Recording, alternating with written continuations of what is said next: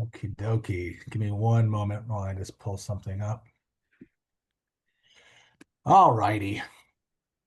On January 23rd, 2026, Governor Kathy Hochul declared a weather emergency for the state of New York, which CommunityBoard is located in. The declaration included, but was not limited to, directives for non-essential employees to work remotely and to limit non-essential travel for days following the storm.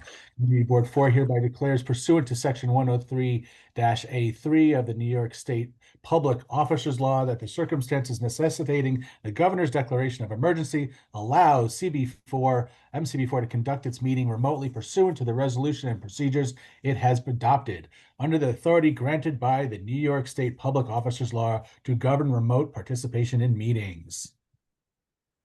I hand it over to the chair of the board. That was great, Jesse. Thank you so welcome. much.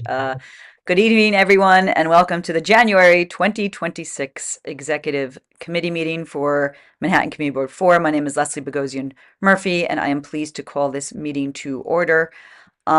We encourage the members of the public to join virtually, and I guess there's really no choice today. Meanwhile, this meeting is being streamed live on our YouTube channel, and a transcript is being recorded. The meeting will live on our YouTube channel and is accessible by the public. And I was thinking, Jesse, because it's a new year, I don't know if there are any members in the public that are on. Are there any members in the public that are on? I was going to say we should go around for introductions, but if there's 0 members of the public, I don't know if maybe that would be an exercise. No, you have members from the public. There actually, we have a couple board members that are stuck in the public, so let me promote them. And yes, but there's definitely members of the public that are not. Oh, great. Okay. Okay. I'll introduce myself and then I'll throw it to someone, and then that person can throw it to whoever they see on the screen. I'm Leslie Bogosian Murphy, as I said. I'm the new chair of Community Board 4, and we have a new executive committee, but I would love for everyone to introduce themselves. Frank, I see you next.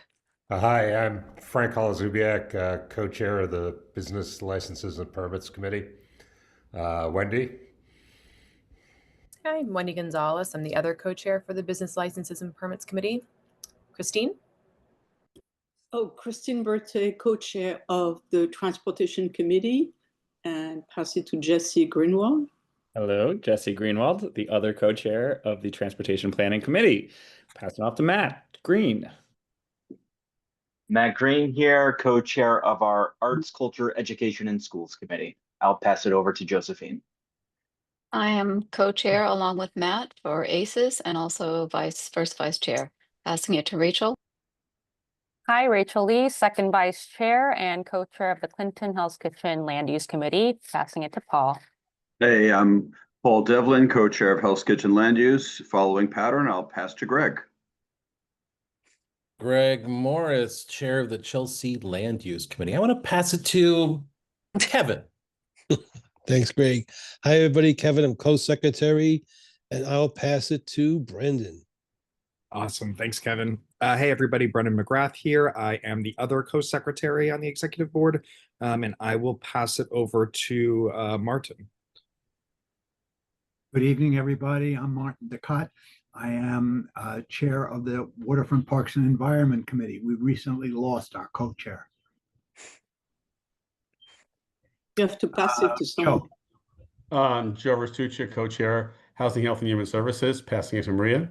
I'm the other co-chair of Housing, Health, and Human Services, Maria Ortiz, and I will pass it to Jessica.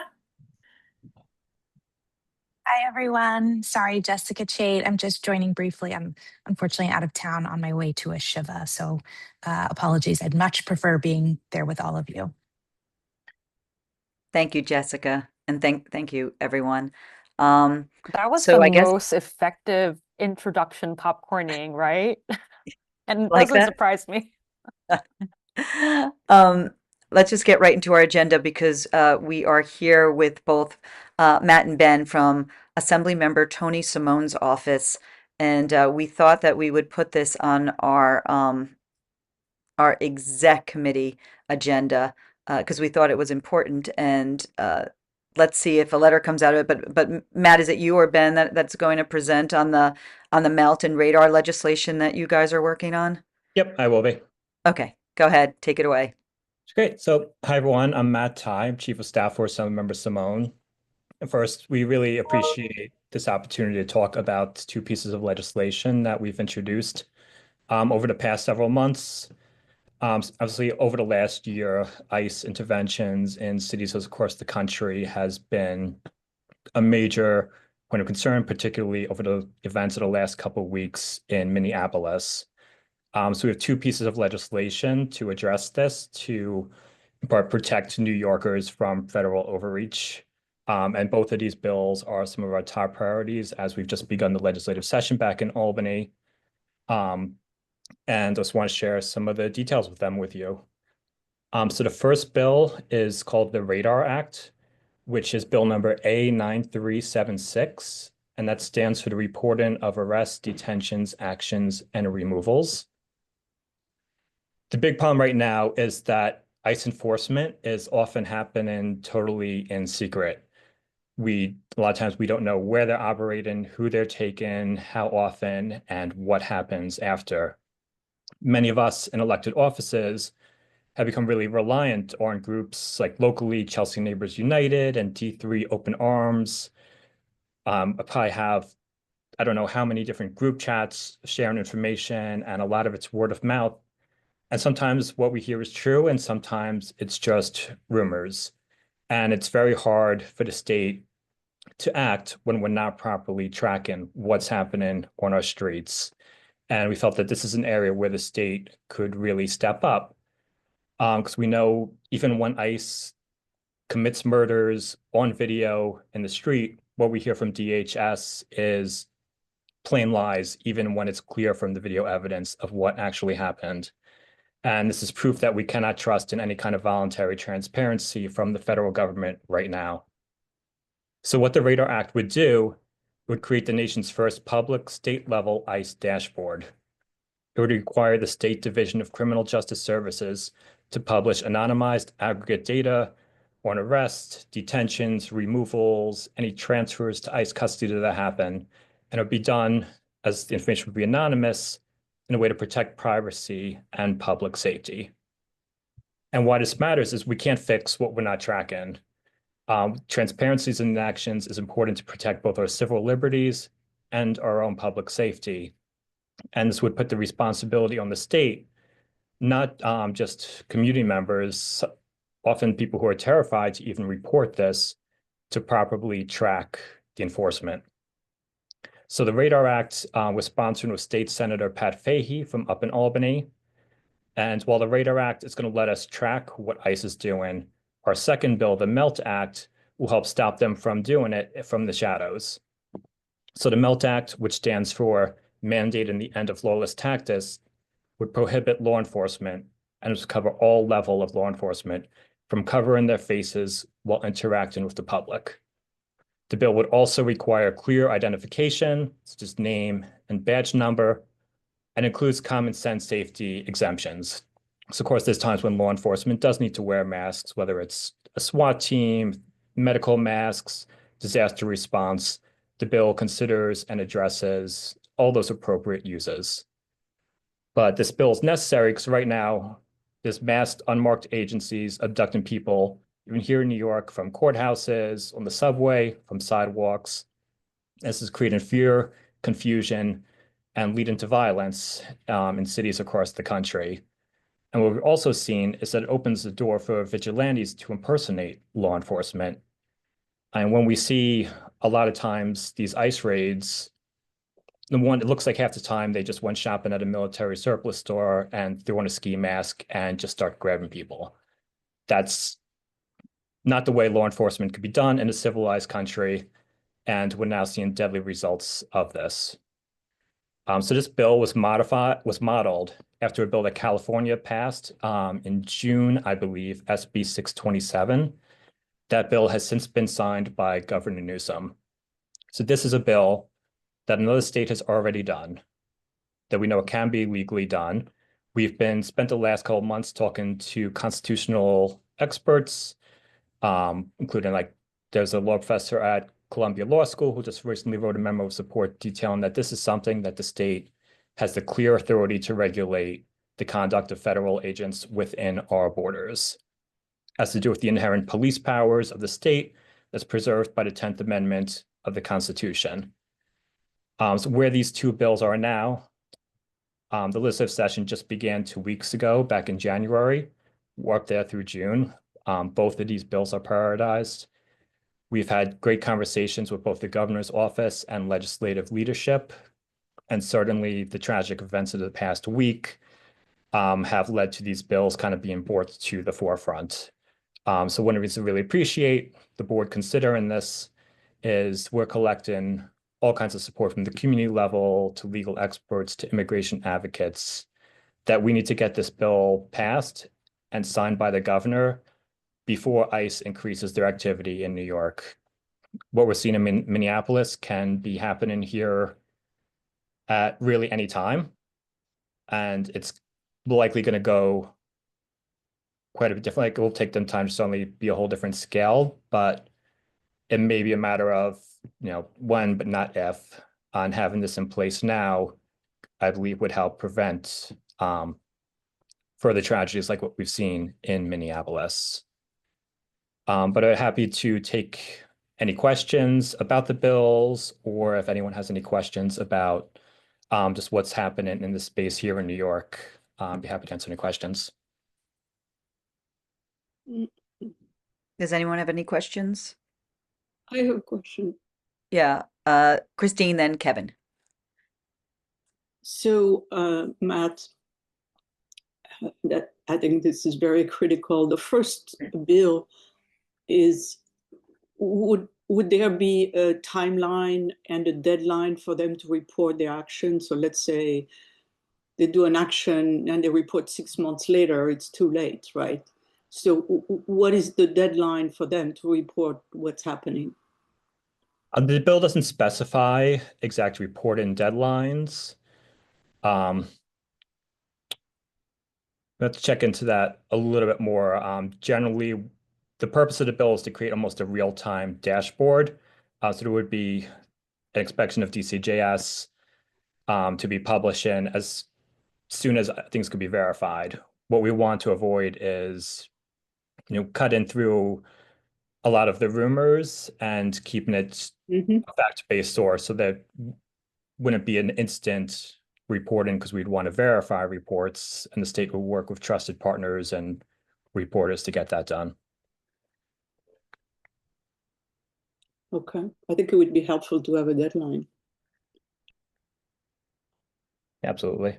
Well, can I add to that point about the deadline, Christine? Would like to understand better where the need for a deadline is coming, because these acts are being proposed in light of what's happening, and we certainly don't know when there might be an end to the atrocities that are happening. No, I don't mean a deadline like that. I mean a deadline for when, if something happened on the Monday, it needs to be reported by the latest on the Friday.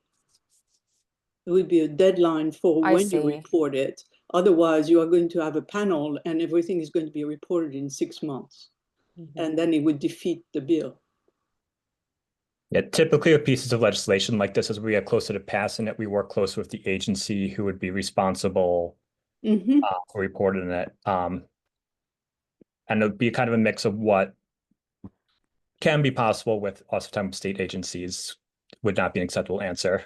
And what would actually get firm, verifiable information. So we'll be working with DCJS on kind of finding that sweet spot. Yeah. What is the agency that would be responsible? The Department of Criminal Justice Services. Okay. Kevin? Sure. Thanks, Leslie. Hey, Matt, thanks for the presentation, and thanks for Assemblymember Simone's leadership on this. I just think it goes beyond saying what's going on in this country is beyond the pallor. And a lot of us are involved in a lot of different things and hands off and what have you. A micro question. If the board decides to weigh in on this, what's the best way the board can help out? And whether it's a person on the board acting the board capacity or individual, how can we help out? And then the micro question is, the bill requiring no masks has a slew of sponsors, but the tracking mechanism only has one co-sponsor. Is there any analysis for that, and how best can we help in that regard too? Yes, so the number of co-sponsors, because the M.E.L.T Act was introduced in July, and we've done a heavy push over the last several months to attract co-sponsors, while R.A.D.A.R was introduced just before Christmas, and we just haven't done a big co-sponsor push internally for that. But in the next week or two, I expect many co-sponsors to be signing on as we do that formal process. But we have had many conversations internally within our conference, and both bills have very strong support. As far as what the board can do, certainly a letter of support would be helpful. We're gathering letters from everyone from community organizations to advocates, like I said, legal experts. That might be something that other community boards see and also do their own letters, which would help us attract more co-sponsors and support from across the city.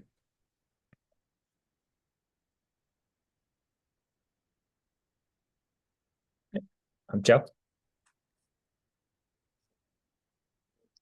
Joe, you're on mute. I said that to everybody. I did it myself. I just move that we would support these bills, but ask very specifically that Rachel Lee, who's been doing a lot of work for the board and our neighborhood for this, I really have a spot in drafting a letter, and the letter that we do, if we do agree to send a letter that notes we are an immigrant community literally for decades and decades and decades. And this is nothing new to us, and we want to protect all of our citizens equally. Second. Rachel? Yeah, thank you so much, Matt, for presenting on this. I know, thank you to Joe for the shout out as well. I know that I, along with some of the board members here, actually were at the press conference where we were speaking, where the assembly members and other elected officials were speaking in support of these two bills. And, you know, I think I will note that these acts are ways for us to concretely enforce law against the immigration enforcement that we're seeing unlawfully through the means of law. So definitely support it. I would add to Joe's motion that if we do draft a letter in support of the passage of the two bills, we can also reference our letter from last September, where we did address a letter to Commissioner Tisch on our relationship with NYPD and kind of our recognition of kind of like lawful, you know, versus unlawful enforcement. So I think it would show that we have been very much monitoring the activity and kind of how we also appreciate the balanced approach that you're striking, you know, especially seeking expert advice from constitutional or immigration law standpoints. So I think that would be also a good way for us to show our ongoing support of the issue and show, you know, that kind of approach that you're seeking to have here.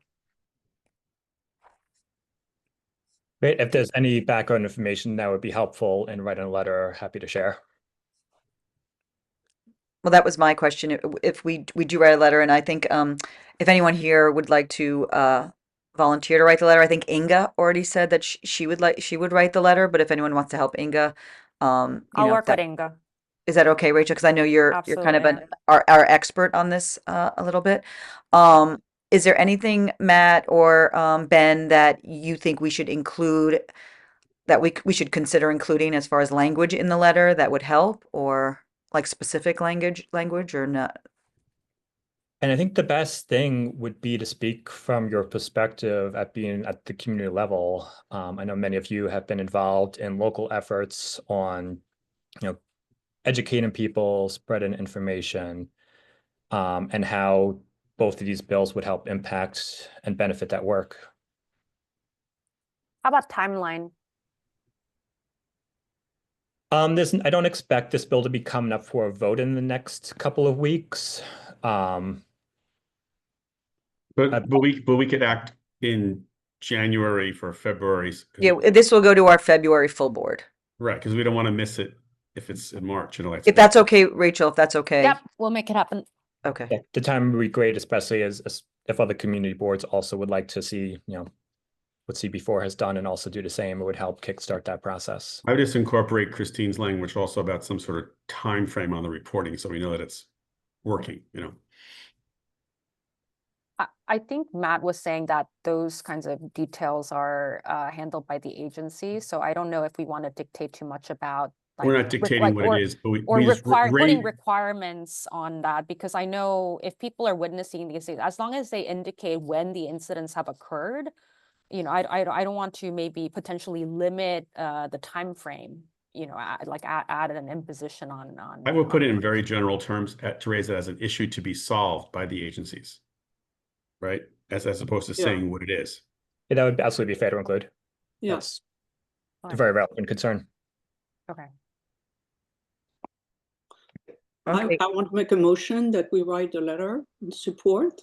I think we already have a motion, right? Joe made a Okay, we have a and then- motion. You're a from second. Joe. And Marty the seconded motion. it. So you're double seconding. That's Perfect. I call the question. So we'll get, for both of them, we'll put one letter, Matt. We'll for obviously. So we need to vote. Yes. All in favor? Show of hands. Any opposed? Any abstentions? Present not eligible? Great. Thank you guys for taking the time.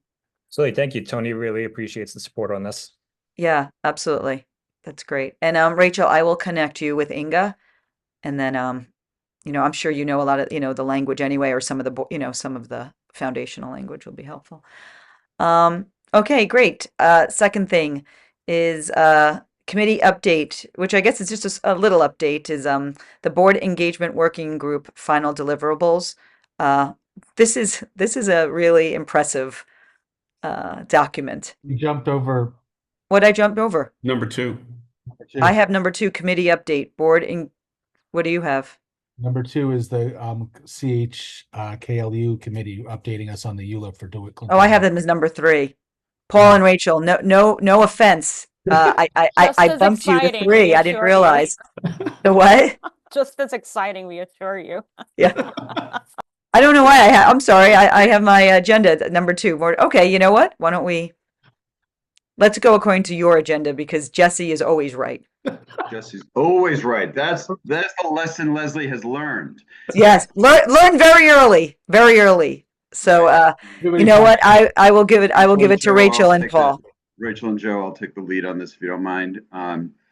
So we have our first U.L.U.R.P of the year. It is a development of sites just north of DeWitt Clinton Park.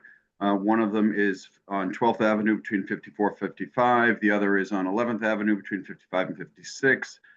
It's going to generate a little more than 1,000 residential units in a mixed-use development that's also going to keep the union auto dealership jobs on the ground floors.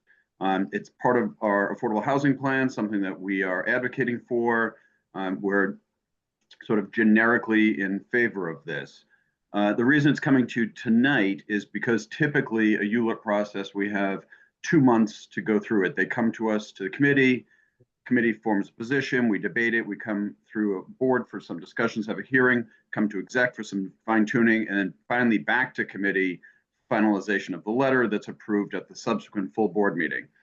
These guys submitted the application 5 days after our December meeting, which means we're on a much tighter crunch time. We have to have this in their hands before before we have a 2 board meeting interval. So we have to have this in by February 23rd.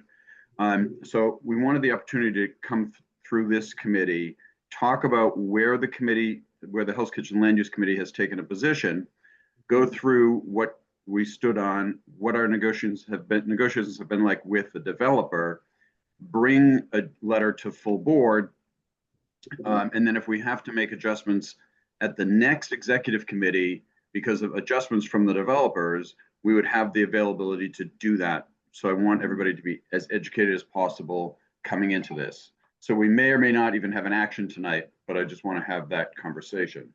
The committee voted to approve with conditions the development proposal. And there are 6 conditions, and the letter's in Dropbox now. I do have to say thank you to Rachel for amazing work on gathering all this material. So many committee members hustled their butts off in the last 2 weeks getting segments done, because this is not only a U.L.U.R.P, as you know, it's a draft EIS, and we have commentary on environmental impact studies in this letter. So it's, again, another dense letter. But to just go through sort of the top conditions of what we were asking for, we want to make sure that the way the buildings were proposed, they were squeezed at the bottom and very tall. They had a taller building closer to the river and a shorter building east, and we asked them to work on the height and massing. They have come forward with an NYCHA zoning. They want to use option 1, which would be 25% of the residential units would be affordable. We want to push for a higher percentage. Option 2, which would bring 30%, would be better, but that isn't even enough from what we're asking for. We want the entire square footage of the building, including the commercial square footage, to be calculated as the 30% of the affordable units. On the 11th Avenue site, they had a recessed entry. As many of you know, have had a lot of problems with recessed entries. We wanted them to maintain the street wall along the length of 11th Avenue. We asked for a stronger mix of affordable units. Option 1 in MIH has an average of 60%. We constantly fight for a higher average, higher moderate and middle income housing, and a better mix of family-sized units. And so we wanted to push for that. Because this is immediately adjacent to the DeWitt Clinton Park, that park is going to be an amenity for these buildings. Everybody who lives there is going to use this park. So we're asking for a contribution to that park. And we also ask that there is a construction task force so that as the construction goes on, neighbors in the community are involved in look-aheads, that we can, as a community board, coordinate with all the other gazillion developments going on in the district, so that when the Port Authority concrete trucks are lined up the avenue to pour concrete to the Port Authority building, they're not then colliding with the construction trucks building a new development here. So that's the letter that you see in Dropbox that was finalized today. And Joe, I'll get to you in 1 second. But then late this afternoon, we did get a letter from the development team that they are agreeing to half of the, adjusting 3 of the 6 conditions that we put in place. And so, Joe, do you want to say something before I go into those conditions? You want me to read? Yeah, I think the 2 missing pieces are, number 1, these sites are currently zoned manufacturing with an FAR 5, and the proposal is to bring them to 14.4 FAR, so that's quite a large upzoning. And the second one is they're getting the bulk of their upzoning through HRP, through the Hudson River Park Trust, and transferring from the park, from the Hudson River Park, mapping a transfer zone. So this is a big, large move, increasing value dramatically on these sites.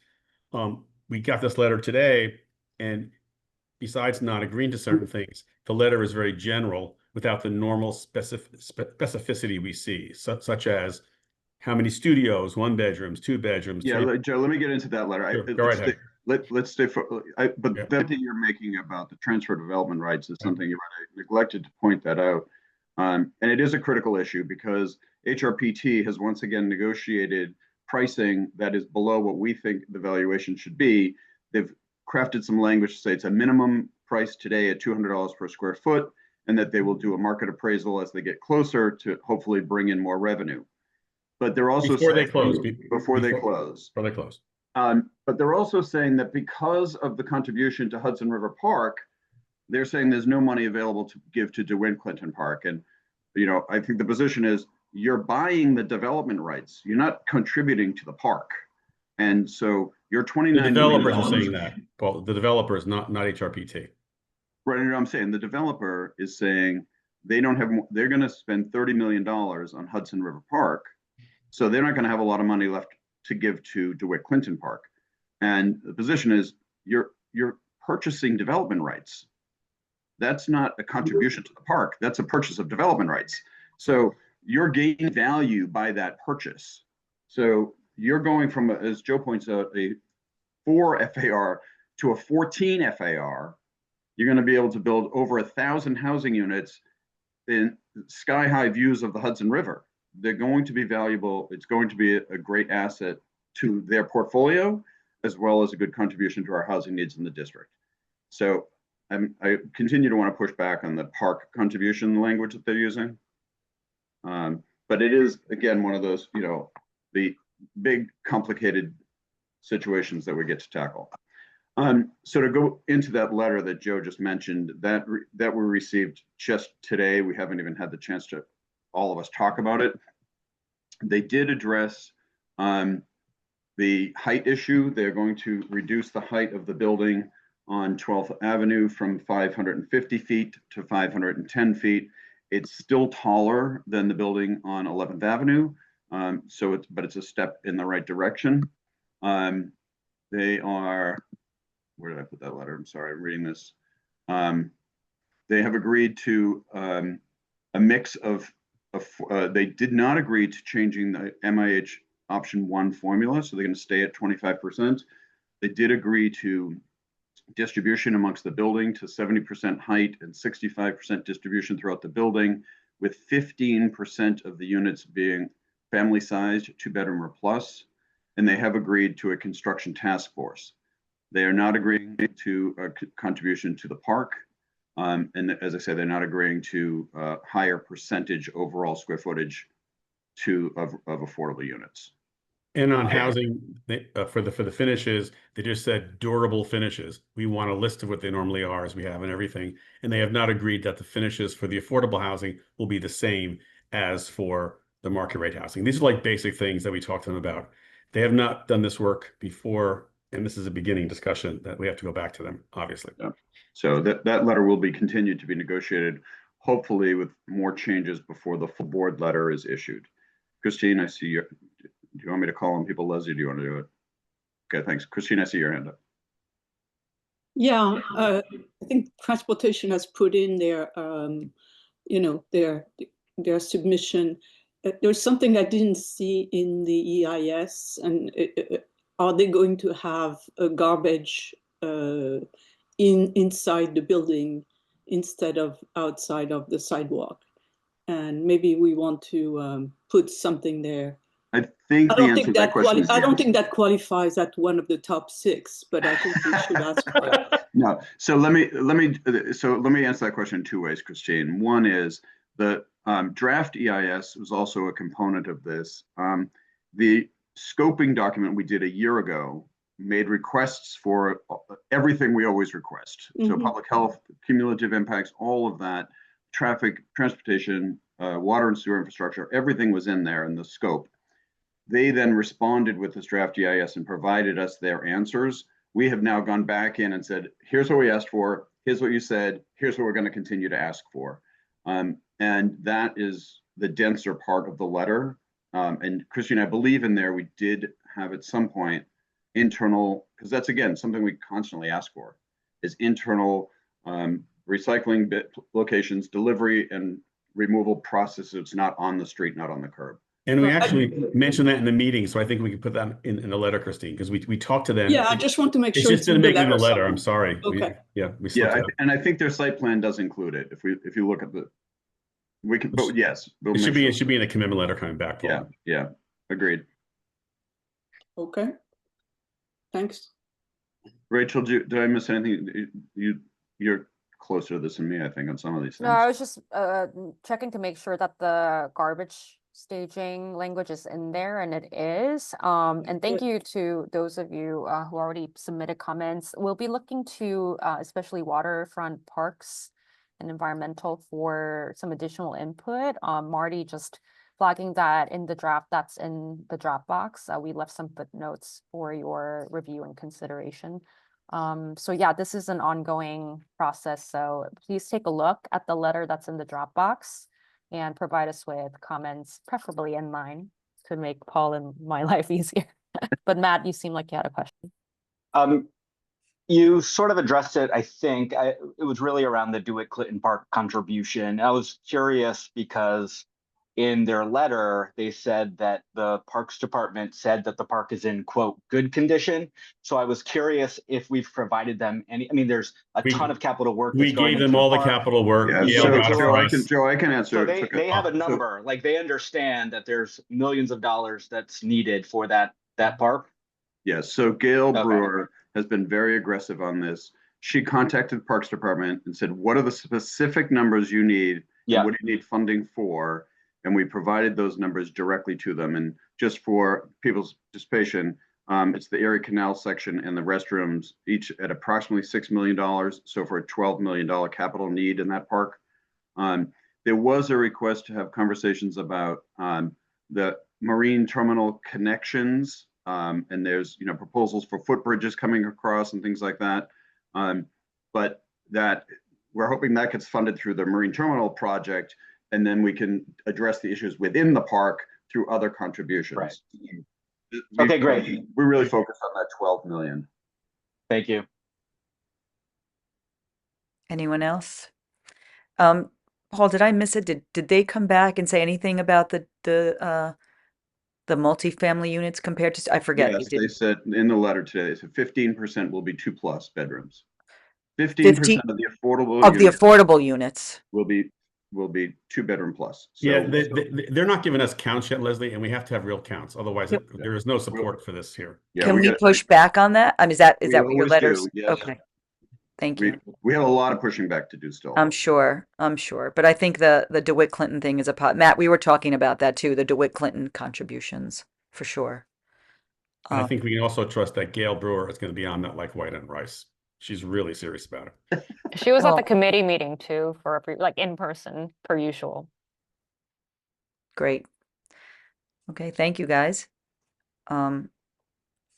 Is there any, I don't think, we have to take any action, do we? No, Jesse's nodding no. Okay. No, because you have it right from committee. You're going ahead with the letter, this upcoming full board, right?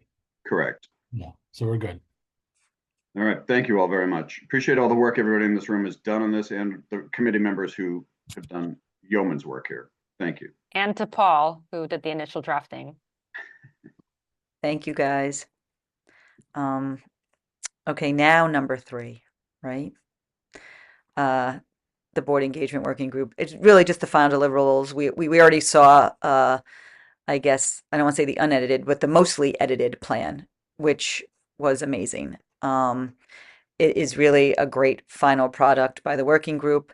Jesse, it was shared, right? Yes.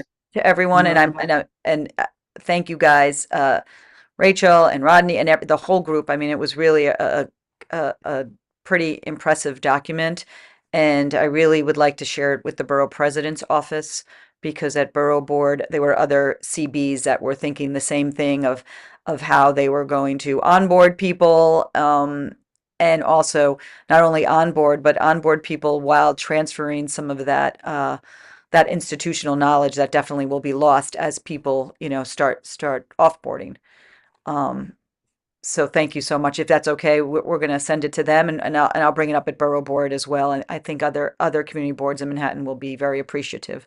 And it's very colorful and pretty, and it's easy to read. So thank you. I give my unilateral consent, obviously subject to any opposition. But Jesse, we got already one helpful feedback that some of the links are no longer linked to the proper source. So we'll make those fine-tune adjustments, Leslie, before we hand. Okay, that sounds good. Thank you, guys. Okay, now to the chair report. We have a few things here that I'm looking for a lot of feedback from you guys, and I'm sure I'll get it. I'm positive I'll get it. But so we are going to, and some of you know this already, but we are going to form a NYCHA working group, which we somewhat already have, just not formalized. When I became chair at the beginning of January, and Jessica and I were joking about this, we were talking about it. All of a sudden, I started getting emails flying in from everywhere, whether it was PS33 or whether it's tenants or whether it was Con Ed, all this stuff. And I would usually just forward it to Jesse, but no, we need a working group where all this can live. And what I call the big brains on this project will then get to talk and discuss and see what's worthy, next steps, what's not. Do we need meetings? Do we not? Does it something that pops up? Does it need to go back to committee for a letter? Does it not? So we are forming a NYCHA working group. It will, like I said, consist of many of the same voices who have been continually in the conversation and of course have representation from the relevant committees, CHKLU, HHHS, ACES. We are still adding one or two people. We're trying to fine tune who's going to be on the group, but I think, you know, many of you know will be a lot of the familiar faces and people who have been in this conversation, which is going to be very helpful to the board as we move forward. But I do want to announce that Greg Morris has graciously said he would chair the group. So Greg is going to be the chair of this new group, and I am very appreciative. We have these. So if anyone's wondering, these are the objectives, and we really have been doing this already. But I wanted to consolidate and have a place where this all lives. So one of the objectives, it's one central place for all matters on this FEC project. This just one central place. If it has to go to separate committees because there will be an issue that's committee specific, then yes, of course it will. But at least we have one central information ground zero type of thing. The second thing, it's going to be a point of communication, like a communication hub for all the committees to come together and discuss relevant or overlapping issues. A lot of these issues are overlapping. And it will also be able to impart information or plan outside meetings when necessary. I know there were a few meetings with the electeds that started towards the end of last year, and I would hope and think that we would continue those, but I guess it may or may not be on a automatic basis. I guess that will be up to Greg and the committee. Maybe it's just when the the working group, when the working group thinks that there's something to be discussed or you need to have a larger audience, then they will decide that. And I think the third thing is that we have this letter that came out of full board a few months back about this whole project, and that's really going to serve as the foundation of this working group. So at least we do know we have points to advocate for that we voted on. Of course, that we talked about this with some of the members on HHHS and Greg, that we expect there will be topics that come up every week. There's going to be new things in this project all the time that either we didn't anticipate or was something out of left field. For example, there was just a report on the soil. We're going to confirm this report and look into it, that there's some sort of contamination. Obviously, that's not in our original letter because we did not know anything about that at the time. So that's something that will go into this working group. They'll talk about if it needs to be spit out to a committee, which will then talk about it more and maybe a presentation, and then write another letter. That's fine too. So I wanted to hand it over. Greg, if you want to say anything, or if we want to just, before we open up to discussion, that would be great. You don't have to, but if you would like to. I welcome insight. I just want to say thank you to the chair for putting this forward in this way. I know she's not on right now, but Jessica Chait in particular, championing and driving a number of conversations as it relates to stakeholders, critically important. And I just want to highlight one other piece, which is to say the desire to have a centralized space for engagement, for communication, for follow-up, for accountability, hopefully will make the work of every committee, I don't want to say easier, but will give you more tools and resources as this project continues to unfold. Once again, thanks for letting me jump in, but obviously happy to receive any feedback, response, thoughts, questions as we unpack this. Great. Any thoughts, guys? I think this is a great idea. Oh, sorry. Rachel, go ahead, and Christine. Rachel, you first, then Christine, sorry. I just wanted to say this is a great idea, and I'm so glad that we're moving forward with this, because I think one central point of frustration for all of the stakeholders, including CB4 members, with respect to NYCHA issues is just being in the dark and not knowing what's the latest and greatest. I know, Joe, Maria, we talked about this in the last housing meeting, but like, how do we communicate better? So I think this is just a good starting point. So really have hopes for this to work out. Thank you. Christine? Yeah, I think it's a great idea too. I have a question about whether you will, even though it's a working group, you will invite or let the public show up and participate, at least pose question or bring their problems. I think this was originally discussed as a real working group, like it would be like for Port Authority or anything like that. But the uniqueness of this project, Christine, begs that outside, participation. That's why we want to keep open and be very nimble about scheduling those meetings, whether it's with, the heads of Fulton and Chelsea Elliott, or whether it's with an agency and have those public. But I don't know if the working group itself is public. That's going to be an internal working group, and then but we can definitely hold public meetings, or like I said, if there's anything that is important to the level of a letter, it would also always go to committee. So meaning there's going to be no opinions that come out of that working group that are official board, positions without it going to the public for sure. Okay. Kevin and then Joe. Sure. Thanks, Leslie. I just concur. This is just a great idea. It's to be able to bring the central stakeholders together and have information disseminated out. I think part of the problem is there's just so much disinformation going out there. This would be help try to alleviate that.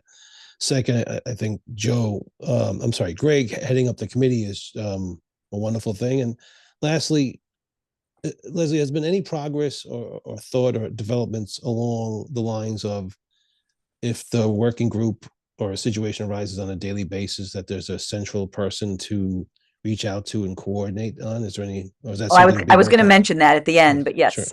Sure.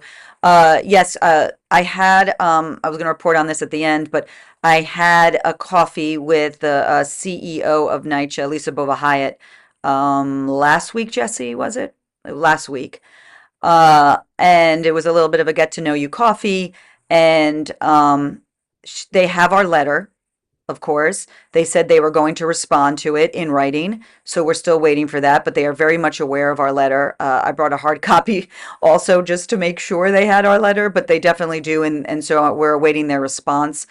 There really weren't any negotiations. I think they were just trying to listen. My thoughts are they were trying to feel me out as new chair if CB4 was heading or leaning in any one direction or another. But thank goodness we already have our letter, so our letter is pretty much our direction right now. And also the work on the committees. But I did negotiate, or at least request, and they replied yes. I asked them just starting off this working group, can we just have one point of contact with NYCHA? Just one person that will be like a liaison, not like a liaison, will be a liaison, and that this working group can contact, they'll have the cell phone if there's any problems, because I think what we're finding that there is a lot of misinformation going around, or there is questions that are unanswered that might be remedied with a phone call. And I don't think we're the only ones finding that. I think, even the electeds or working with Related in Essence or PS33, I think there's a lot of that going around. So they, when I asked that, they said that they promised they would. And I have a name. I forgot, I have it. I was going to send it around to the working group and everyone, a NYCHA person. So Kevin, we do have that. We have a point person, which for me was very important in negotiating, because I just think communication is going to be so key and is key.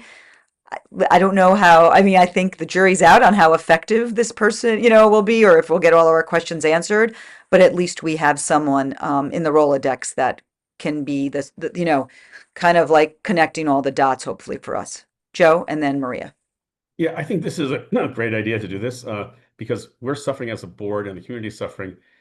Kevin, it's not just disinformation, it's lack of information. And then surprise is thrown at us, like, soil contaminated with lead and toxic solvents. And the fact that we get a notice saying, oh, there's a hearing and it must have a date. We want to do a shout out to Tony's office to helping us get our response time postponed on that. So I think until with this new mayor, I have at least some hope that maybe we'll get a better true back and forth, as opposed to endemic has been not giving us information, delaying, obfuscating, and concealing. And I always say I've never seen this. And then Jessica Chait said to me once, you always say you've never seen this, because I said I've never seen it like this. So anything that puts us all together in the same room to discuss how to proceed and what goes out to committee or has a public discussion, something as simple as this mailbox issue that it took the electeds to resolve at, Chelsea Edition. The mailboxes weren't working. That's crazy that we have to get involved in mailboxes, but no one else is. So thank you, Leslie, for trying to pull it together. So we'll see how it goes. And I mean, listen, I'm optimistic. I mean, we know how our relationship with NYCHA, and we know kind of past experience. But so I don't, I think it's more an optimism that this gentleman or this liaison will work. I don't, in practice, let's see. But Maria, go ahead. Can't hear We you. can't hear you. You're not on mute though. Can't hear you. Phil? Yes. Now? Yes. I was saying, Leslie, I'm holding on to your optimism. And I'm looking forward to it. I do think it's a good idea. And just, Kevin, you said something, so I just want to clarify. It is similar to what we were doing before when we would meet internally to discuss and plan for the stakeholders meeting with the tenant leaders and the electeds, but now it's more formal. And now it's only internal. And with additional stakeholders, when that will be, that'll be decided together.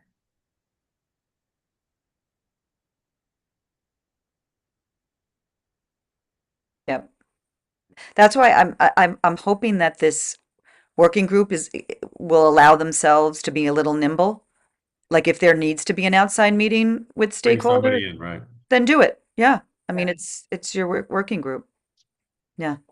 But don't feel pressure that we have to meet with everyone every Tuesday of every week. It's more, you can be a little fluid here. So, but that will go out hopefully by the end of this week. And then Greg, you can talk to your working group and with Jesse and start scheduling. Okay. Anyone else on the working group? Thank you, And Greg. good luck to Greg. Good Oh, luck, I know. same idea. Get a Oh, helmet. everyone's like, good luck now. Yeah, okay. Forget a We won't wool cap, get abandon a helmet, you. friend. Get a helmet. Leslie, you have a couple hands in the public. Oh, great. Awesome. If you can move them over, that's great. Thank you, Jesse.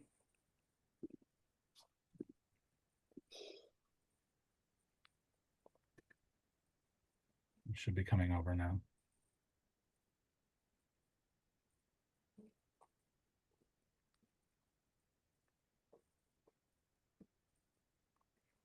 And while we're waiting for them to come over, I just like to double down on what Joe said, and a big thank you to Matt Ty and Ben Lowenstein and Tony's office for getting that extension on the comment period for the soil at 401 19th Street. All right, so Selena, oh, sorry. Yep, sorry, go ahead. Salinas, can you hear me? And Renee, you were brought over too. I don't know if you could hear me. Hi, Renee. You have to unmute. Yeah, you're both muted. Salinas, can you hear us? I think we will all say unmute until we die at this point. Oh, Renee unmuted. So why don't we go with Renee first? Can you hear us, Renee? Yes, I can hear you.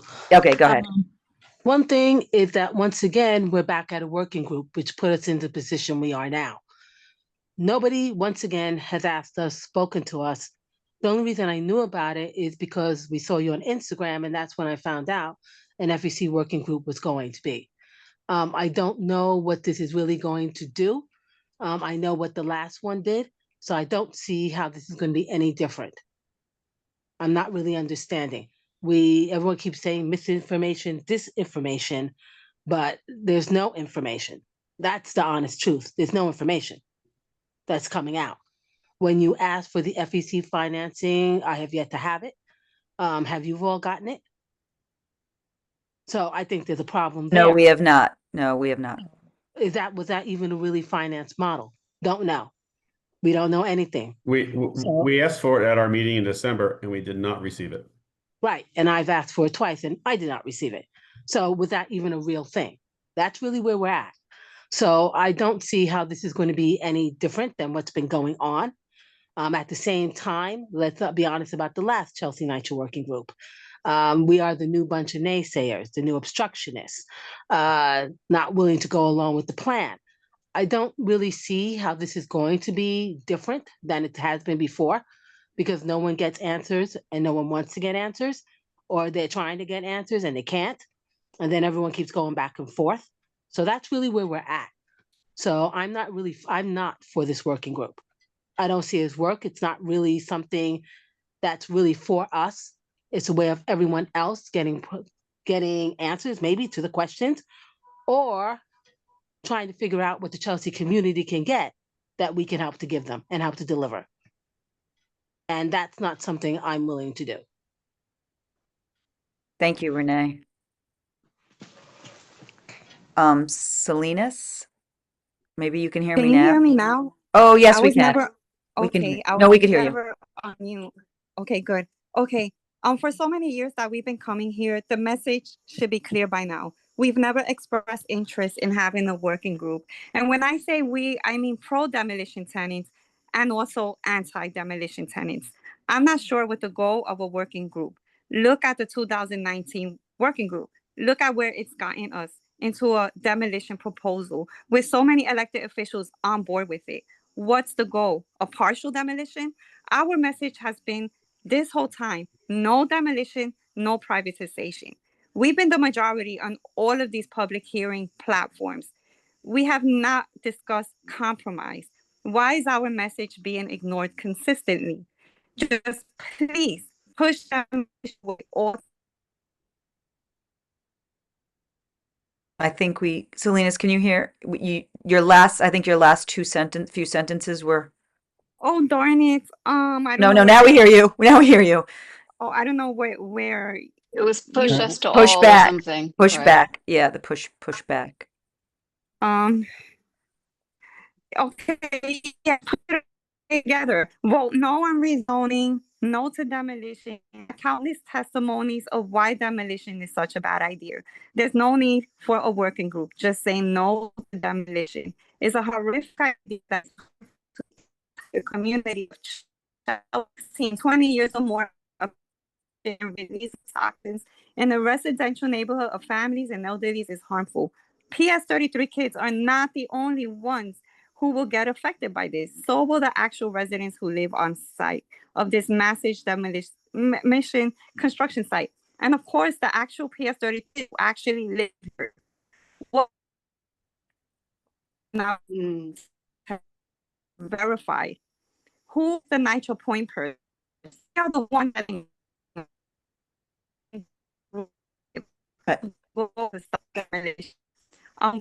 three more sentences.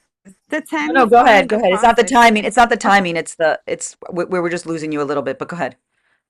Okay. Yeah. So the goal to stop them tenants are in the process of reaching, also working on reaching out to him. We should wait for a response from him. The mayor understands the importance of social housing, and we feel confident that he will be on board with the discussion right now. Thank you for giving me the opportunity to speak. Thank you very much, Salinas and Renee, both of you, for coming. Are there no one else in the public, Jesse? No? Okay. Anyone else on the exec would like to comment any further on this? I just want to say in response to Renee and Salinas, I think when the word working group just brings everybody back to 2018 and it makes it seems like we're trying to come up with a different plan or something like that. And I just want to say that the so-called working group is basically a continuation of the meetings we've been having for the last few months. And Renee and Salinas have been a part of those meetings. Those were actually the larger stakeholder meetings, but these will be internal and basically to chase down things like the financial plan, right? That they promised to give us at that meeting. We need to have a place where we can all figure out what it is we're trying to the answers that we need to get. We're not trying to create a new plan. That's not the objective here. It's to follow up. And so, there was a parent and a resident of Chelsea Elliott at the PS333 meeting who would like to have a presentation from the developers on health and safety for the neighbors, right? How are you going to keep the residents safe from the toxins from soil once you start digging it up, the pollution from the asbestos from the buildings, et cetera, et cetera.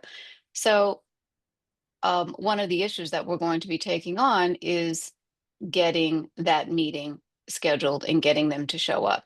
So it's those kind of tasks that we're going to be doing. I don't want anyone to feel like we're trying to come up with a new plan or stray from the letter. We already have our letter, and that's what we're working from. They already know that this is a plan that we did not accept. So I don't know if that helps anyone, but I just wanted to put that out there, that this is not something that's brand new. It's something that we've been doing and something that is being formalized. Thank you, Josephine. Well said. Anyone else? No? I would Okay. certainly hope that both, Renee, Salinas, and other, interested members in the NYCHA community would be a part of the working group dialogue. I know that, for example, in addition to our housing co-chairs, like, Renee, for example, has been working tirelessly to try and get access and legal representation and translation support for many other residents there. And I've worked with her in the background. So I hope that the working group under Greg's leadership obviously can take into account the existing efforts that we made and some of the NYCHA tenant leaders have made, and kind of have a collaborative dialogue and constructive path forward. Thank you. Thank you, I Rachel. completely agree, because when we say working group, it seems scary to our residents, because they don't know what we're talking about, right? If it's closed doors. So I think that this is something that we need to talk about at the very first meeting, and how we're going to handle this. Thank you, guys. Next, Jesse, you ready? What are we Jesse talking? loves this topic. Social media. Oh, great. Yeah, love it. So we thank you to Alice Wong, who raised her hand and said, by the way, I didn't know Alice was so proficient in social media, but she has a lot of formulas and theories in social media, so it's great. But so that's the one thing. And I know, Greg, you were on the nominating committee, and there were a few other people, but every year in our nominating committee, we're asked, are you going to do a social media? And every time we say yes, and then we don't do it. And so I think Carrie asked me this time, she's like, we always say you're going to do it and you never do it. So now I think we're going to try. And looking at some other community boards, we are going to have a social media presence. We already do have somewhat of a social media presence where we post really more notices, right, Jesse? But my vision, our vision is not, we're going to be on Twitter every 2 minutes, or we're going to go on Facebook. This is more specific to Instagram, posting pictures. Like, I was going through pictures and I saw a picture the other day of Christine Berthet with Linda Rosenthal. I think it was Ed, and they had their thumbs up because they put some sort of light on 57th Street or something on 57th. I don't know if you remember that, Christine. And that's the type. You were there. I was there, but I took your picture. All right. Yeah, I wasn't in the picture, but I took the picture. But that's something that would be, that's something that you post and say, hey, listen, we were working towards this. We finally got this curb cut here on, 57th Street or whatever it is. Or, tonight at the full board meeting is the public hearing for Manhattan Cruise Terminal. Please come. Or, whatever it is. I know for WPE, I keep mentioning this because it was such a lighthearted and nice moment. WPE committee went and took a tour of Jacob Javits' roof, and it was very ecological, environmental, and we got a lot of information and just showing people we're working for you. This is what we're doing. We don't want to have any it's not a negative space. Well, it could be, but we don't want it to be a negative space. It's more just to grab and recognize that this is how people, especially younger people, are communicating. I mean, listen, if I'm communicating on it, younger people are definitely communicating on it. So let's just put it that way. Do you have the guidelines, Jesse? Because Rachel said that she would kind of take the helm on excuse me, not Rachel. Alice said she would take the helm on this, and she wanted a second person to help her. But if we have we wrote a draft of some guidelines, and I would love to discuss. And remember, this is only we're only doing Instagram. I don't know if Jesse, if you have that. While we're Jesse, excuse me, Rachel, go ahead. Give me a moment. Yeah. I think you might have sensed the comment coming from me. That's why you said my name. So I took a look at the social media guideline and also just wanted to refresh the executive committee members here that this was a point of discussion for our focus groups when the board engagement working group was conducting the survey. Oh, that's right. Right. So, we did hear some feedback, both for and against, or maybe somewhere in the middle with some cautionary, tales about like the use of social media. I think the current guideline is a good start. I think we can iron out a bit more about kind of individual members' uses, like where it's permitted, where there should be guardrails. One thing on a high level I will notice, first of all, for full disclosure, I am new to social media, especially Instagram, just started 2026. And also fuller disclosure, I made a post about encouraging people to join CB4 and how the timelines for the applications are open and deadline and all of that. But that said, as a newbie, even as a newbie, but also as someone who'd been advocating for or posting publicly about very sensitive issues, like things that can be contentious or political, even though it shouldn't be, I think we're living in a very inflammatory and retaliatory world. So maybe we should embed in the guidelines some guidelines about, maybe respecting people's privacy, giving people, I think there are options for like getting consent or, like maybe people, like whether it's photos or names or whatever, I think we should be mindful of how some members might have a bit more sensitivity to private information. I think that's very valid in today's Well, we do have climate. one of the guidelines, we do have anyone can opt out. Any of the board members can opt out of participating, meaning if they don't want to be part of the photo, or if they don't, they can just say, hey, listen, not my thing. I mean, we are public servants to a certain extent. Our names are out there and in public meetings. But in this respect, I understand if people, and I'm sure we all do, if people be like, listen, I don't, I would rather not. I don't think we would force anyone to say, yeah, get in the picture and we're going to put it on. Oh, So, yeah, no. So I would agree with you that if people wanted to opt out, I'm sure they can tell the office or Jesse that, or Alice, I want to opt out. Because we are looking to a designated person, aka Alice, to be the poster, right? So hopefully that kind of communication, maybe there should be language also. I'm happy to work with Alice on this too, where there's kind of a standard channel of like, oh, maybe a board member might want to post about this, Alice or you, or, I don't want to add more work to Jesse's team, but someone should be that kind of check and balancer.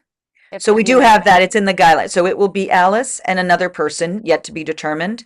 And those two will either run it by the chair or or a office member before posting every post.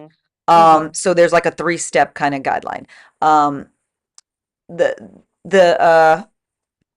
Where is it? Hold on, let me just look. Yeah, so it does say it's overseen by two co-administrators. So I don't know who Alice's co-administrator is going to be. And although it says, all posts must go through them, I don't think there's quite clear guidance. Or maybe this can be in the accompanying email saying board members should say propose this, but provide them with XYZ information as well as consent or like permission on usage of photo. And another thing is, to the extent that we are providing a guideline, not just for the co-administrators or CB4 generally, maybe in terms of individual CB members. This was part of the feedback that we got during the focus groups, is for what purpose and to what extent we want to provide guidelines for individual CB members posting. And maybe something helpful might be a reminder that we also included in our new member toolkit about if you are speaking in an individual capacity, make sure that's clear. If there is a CB4 position on an issue, like make sure, you know, like you're not speaking for CB, but maybe, you know, like things like source it, you know, attribute sources, credit the right people. So And if you're we talking have about that, CB work, I think yeah. we have that, right, Jesse? Like, so that's separate than this. Like, we definitely have those guidelines of, you know, if you're asked to talk to the press, always go, you know, go to the office or Jessica or me. Well, not Jessica anymore, me, I guess. But you know, there's that guidelines. This is not posting personal posts. This is just the official CB4 Instagram. We're not, you know, this is definitely not So policing this other people's document is, okay, so this is just for CB4's CB4. Yeah, we're not office? policing other people or other Okay, organizations. okay. Like we never have, and you know, Okay. this is just the official CB4 Instagram. What I like see. Okay. so it's That's helpful. yeah. So say I don't know, say Wendy and Frank are going to measure something, right? And they take a fun picture, you know, whatever. They'll send it to us, and they'll be like, "Hey, you know, we measured this bar." Not that that would be up, but we would say, you know, this discussion on bar XYZ is coming up tomorrow, and you know, with the picture. And then we would say, okay, that's okay, or no, that's not okay. So this is not about any other accounts or people or organization. This is just the official community board for account. Joe? That's very helpful clarification. Yeah, of course. Yes, I just had some thoughts. I had this at Clinton Housing for a while, and I watched where it went south very quickly. The hierarchy has to be explicit. So it's X person in charge, Y person reviewing, and then the third person, whatever it is, and that's it. Also, the question of responses. In certain different platforms, you can disable some of the responses. I'm very concerned that we had that issue in the middle of COVID when we did our meetings, and they went crazy with responses, you know, like 100 people all saying crazy ass things. So let's think about that as part of this. We want to get reactions, but at the same time, Leslie, I'm concerned about feeding into that stuff that Rachel talks about, like the weird divisiveness or So people, you know. yeah, so Instagram does not have to be a back and forth. It's a different medium. Instagram, someone could like it.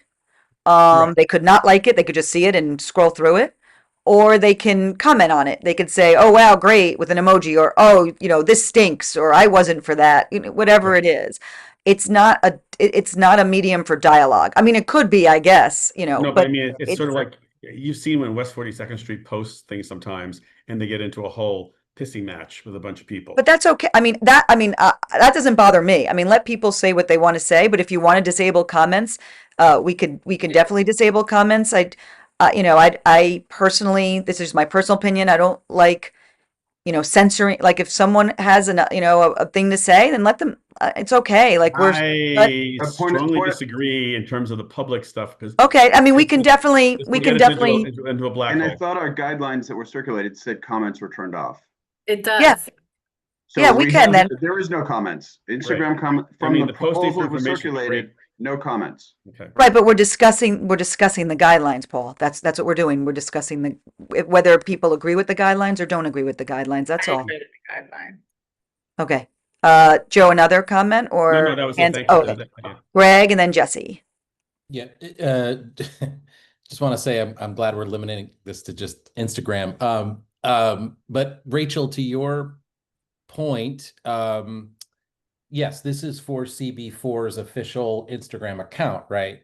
But if you're going to do this and there are these guidelines, then that the CB4 account is going to use, it certainly would be beneficial if within board engagement, there was this type of communication so that all our board members knew that this communication was coming from CB4, because what we do have to be sensitive about is our own awareness of social media and how that can be used by individuals who are part of this community board to do certain things. So again, the idea of having best practice, I think, is really useful and maybe something to incorporate within the board engagement documents, just because it would be beneficial for us to make sure that all community board members understand some sort of platform for how it is that we think about communication.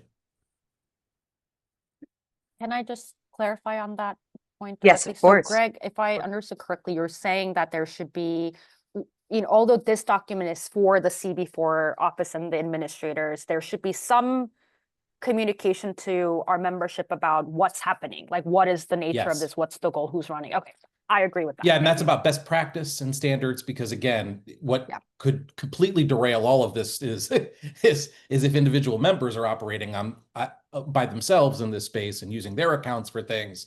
And that it's just important, I think, for us as a community to be aware. Listen, CB4 is taking seriously some protocols. Yeah. We would like that same responsibility to be taken by our membership. And you know what, Rachel, if you want, if when we pass these guidelines or if we agree on these guidelines, we can incorporate it in the document. I don't know if that's where it would live, Jesse. I'm not sure if that would be appropriate, but I mean, I think if we're talking about best practices for individual board members and their individual accounts in interacting with CB4 work, is that what we're saying? no, I'm talking about just just these guidelines for our. I guess we wouldn't have to put it on the board engagement working group. No, it wouldn't probably be applicable. I don't. I would just. No, I mean, I think we should take whatever Rachel is suggesting. And I mean, if Rachel's willing to put together language and work with Alice, not just put everything on Rachel, but I'm just saying, like, I know Rachel's doing. And if other people want to contribute, I mean, this is like any other document. I do think we need a vote on it because you are appointing. You're giving the chair the responsibility of appointing administrators, and then you're also setting up some very strict guidelines, similar to what we've gotten in the past about, press guidelines or anything else. And so I do think we want to vote out of it. If we're not comfortable 100% voting tonight, that's fine. But and we just need to update, revise the language so we're all comfortable with it to go forward. Since I'm just speaking, I will just say, and I've communicated this already with Leslie, I feel strongly about, similar to Joe, about the no comments, no direct messaging, no anything like that. It leaves ourselves open to a lot of different things. And most importantly, to me personally, it's just like this idea that we're not responsive. And we just don't have the bandwidth. Honestly, you all have regular days and lives and families and jobs, to be able to stretch ourselves that thin that we're responding to, every comment that someone gets to say. It takes literally 0 seconds for people to write something nasty and then say, oh, you did never responded to me. And then it's like this circle that we can't get out of. And then the other thing I'll just say, I personally don't, I think it's safer if individual board members are going to be referencing board work that they do on their individual accounts, that's fine. I think for the board's account, I don't think we should list names. I think it should just be CB4. It should be the committee went to go see this tour. Members of the committee spoke at this testimony, this kind of thing. I think it's just a safer, easier way to say we're not going to even engage in identifying individuals from the board for the work that we do. That's my opinion, but is that can we add that language to the guidelines if everyone agrees, or it's? Yeah, I mean, yes, we can. I don't. If everybody agrees, again. Jesse, and then in what was circulated. What? I think that's in what was circulated in the Dropbox. Well, yeah. So there was a redraft. So Alice's original draft had 2 options about the name thing. The redraft, most recent draft, does state that remove the option. First names and yeah. I'm just saying personally, I just think it's safer to remove names all completely and to stick with board and committee level identification. Yeah, I think first names only is kind of funny. What? I think, yeah, I agree. First name only is kind of like it doesn't accomplish anything. I agree. So, it's yeah, also just strange. It's going to be like, like Chair Leslie or like, co-chair Joe. Like that's just, I don't know, kind of weird. But like we have 2 Jessies. Right. So, but Jesse and then Maria. I just want to really quickly flag that before we publish this, or even maybe put up a vote, Jesse, it's probably worth flagging this to the BP's counsel's office. Like, for example, we're a quasi-governmental organization. I actually don't know if we'll be able to turn off comments, and maybe if we want that, like maybe we don't want to do this. We are a governmental organization. Right, exactly. So if this is worth going, I think you should send it to them first before we even move to vote. You don't want to have to deal with this later. And we can also talk to the other CBs that have it too, which I have, other community boards have Instagram and do. Some are healthy and some are not healthy. As far as I'm talking about, as much as they post. Some post a lot, some don't post at all. So we can definitely also take in their expertise or at least their experience and incorporate it. Maria.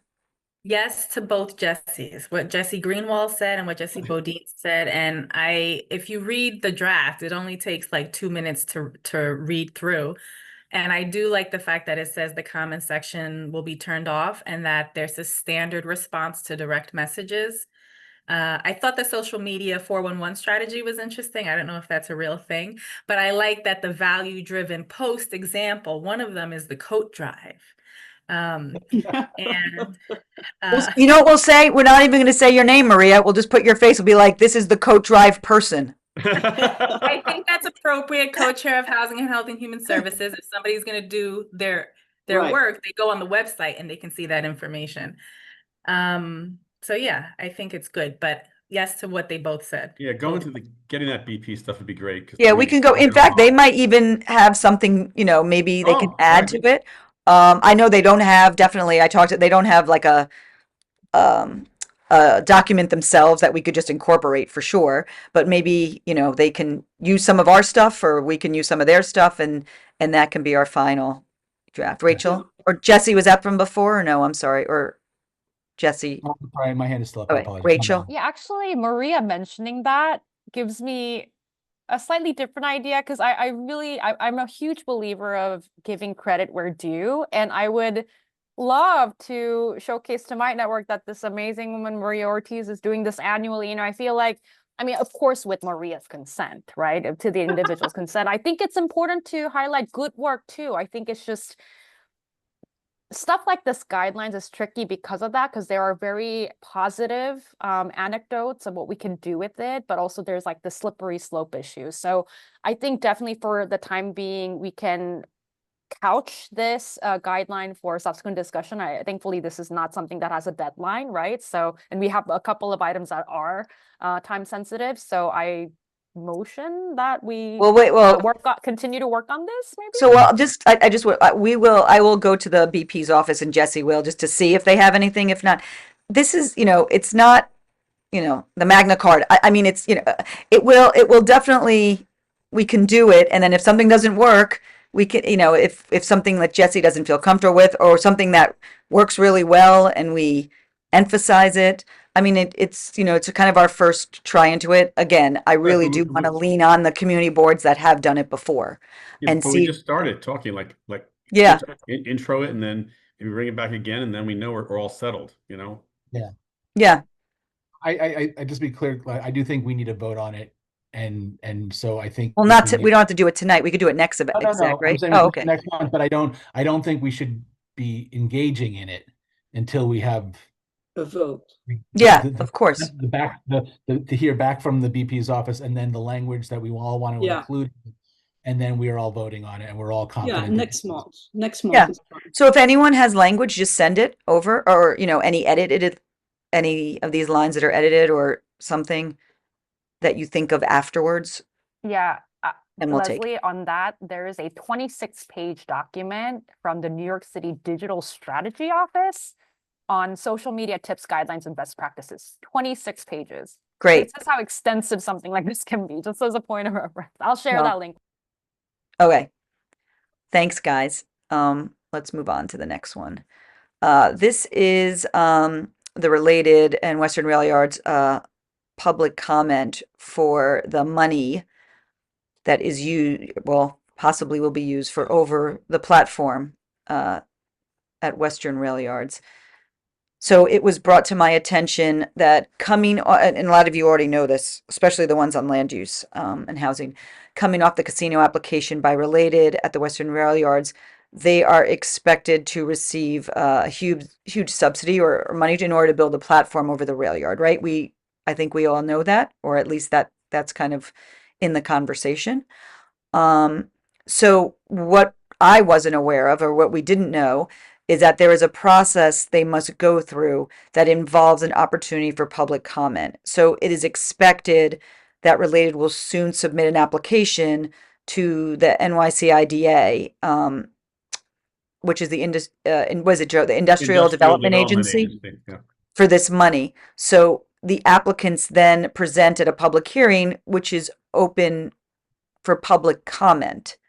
And Jesse, you know what? Actually, can you take, because Jesse looked into this, Jesse Bodine looked into this, and it was kind of weird because the applications are not made public, but there's a public comment. I know the feedback, Yeah, maybe I'm wrong. Eventually, I believe the application is made is posted on the IDA's website. I mean, but that's the application. It's not it's a formal document that you're filling out checks and, and filling in texts Check and boxes. numbers and stuff. It's not a presentation. They don't present at the IDA. It's not like land use or the land, the Department of City Planning or the City Council where someone's presenting on something. I looked at the hearings going back about last 6 months.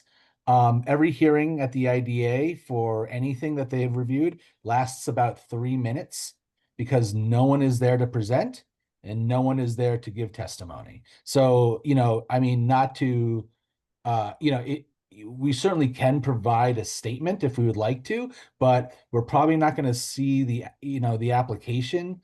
The application is directly sent from the applicant, it's being related to the IDA. And then at some point the IDA before the hearing happens, they just post it and that's it. And if you show up and you want to give testimony, you can. In my entire, maybe Joe knows about this this part of EDC, but honestly, in my 18 years of city service, I've never heard of this group until today. Oh no. The board has commented on IDA applications before. And I've had to look it up. And so, all I'm saying is it's not as though Related they don't present, there's not a deck, there's not, we certainly can ask them. I don't know if they'll be willing to. It's certainly financial information that certain information that I don't know whether they're willing to present or not on publicly. So, but we certainly can make a comment when and if we know that. Let me just say it in though. The key thing here is when we dealt with the Western Rail Yards, we supported public financing of the deck. When the deal was finally approved by City Council, that now included not the deck only, but all the public benefits that had been agreed to in 2009. That is funding the park, the affordable housing, all the various things around this and the school that were part of the community benefit, which was supposed to be paid for every latest cost.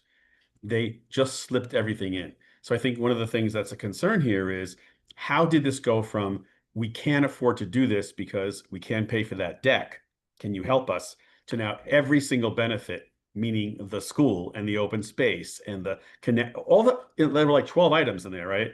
They're now part of this financing and it's all a bond. And how is the bond paid for? The taxes, the real estate taxes get kept from the site, and Related uses the taxes that would have been paid to the city of New York to pay the bond. So that means they end up with, and I use this phrase, zero acquisition of building the deck and the amenities. And that's what I think we should be commenting on, because that's a huge sea change from our negotiations over Western Rail Yards. And I think that's just shocking that it was going to be pushed through in December. That's when it was scheduled. And then the Adams administration couldn't quite get that calendar to work. This is a big public issue. Should Related be getting this degree of subsidy on a low interest bond, but then they don't even pay for it? The taxpayer pays for it? I mean, that's got to be out there in public. So that's why I think we should comment. Does anyone else have any? Paul, I see your hand, and then Christine. Yeah, I mean, Joe, have we seen the applicant? Have we seen any documents on this? I'd be curious to know where this. It's in the approvals, Paul, that were done at the very end of Western Rail Yards for the U.L.U.R.P. And it says a whole section about the IDA bond. And then all of a sudden, all this language is added in, which puts in all those benefits that are ready to negotiate. That's what tipped us off. So this came from the city council's approval, that language, not That's the right. not the former mayor's approval. And it wasn't well, it was both. It was the mayor. From my understanding, the mayor and city council got together and figured this out at the end, because remember, our council member was not so involved toward the end. So it was the former speaker and the mayor's office that worked on this. That's what I asked for specifically. I spoke to the folks in charge, and that's what they told me in terms of land use. Yeah, so we all need to see what that is, right? Like let's get that documentation forward. Jesse, it's the council reso, we have it, and I don't know if it's on our website, but we got that at the very end, Paul. Like we got that after the fact. We found the language added in after the approval happened. I mean, I don't But have so- it not right off the top of my head. I don't know where it is, Joe. So if you know Oh, where that. yeah, yeah. If you can contact Maya, I definitely got that document through the Okay, board, but so- it's a lot of stuff happened during that period of time. Okay, so let's get that to Paul and Rachel, and you guys can figure out what you guys want to do about it, I guess. But I have a question. Is that so based on what you just said, Joe, all of those things were already included into the financing based on the city council approval And at the mayor's request. at the mayor's request, right? So what we would ask is that this mayor undo what the former mayor has done. I'd be a little more specific that I think we support the idea of building the infrastructure, but not all the benefits. Yeah, Those that's would what I be- mean. yeah. That's what I mean, right? Right. So You we give a Like the timeline. school. we are specifically asking for the undo at the mayor's request, which Right. was never before agreed upon by anybody. All this happened at the end of last year. It happened, what happened to Paul, no, it happened in the middle of June or something. It's after they voted, and we didn't get that information until like 3 weeks later and found out what they voted on is not what we understood they were voting on. Right. Well, I mean, Related did a fast one. I mean, pull Yeah. the fast one. That's what they did. Paul? Thanks, Leslie. And Joe, because you have the best institutional memory, can we find the 2009 agreement on what that was so we can do the That's on our direct website. comparison? Yeah, like get the two next to each other and say, this is what Oh, he yeah, said. yeah. this is You what will he's actually saying. see, here's Go back. 2009, all of a sudden, Yeah. they pay for nothing of 2009. They get it funded by the taxpayers. By taxpayers, right? So That'd be a good comparison. it's expected, and Jesse, I don't know, it's expected that this is going to go, because they meet every 2 months. And we thought it was going to be a January meeting, but then there was no application that was handed in. And then I think, Jesse, you said that the earliest would be March. That's what Related reported to me. Okay, so I don't know if all that, those documents that you're talking about, Joe, if you could pull, Paul and Rachel, will that be, sufficient for you, those documents? And you said like side by side to bring it up as an agenda item? So we, or else we'll miss the deadline of comment. Yeah, and maybe if we see the documents, maybe it's a letter to the mayor and to the city Yes. council speaker rather than a letter to IDA. Well, all of them, because Both. Yeah, We but I could mean, like, we could so- CC IDA.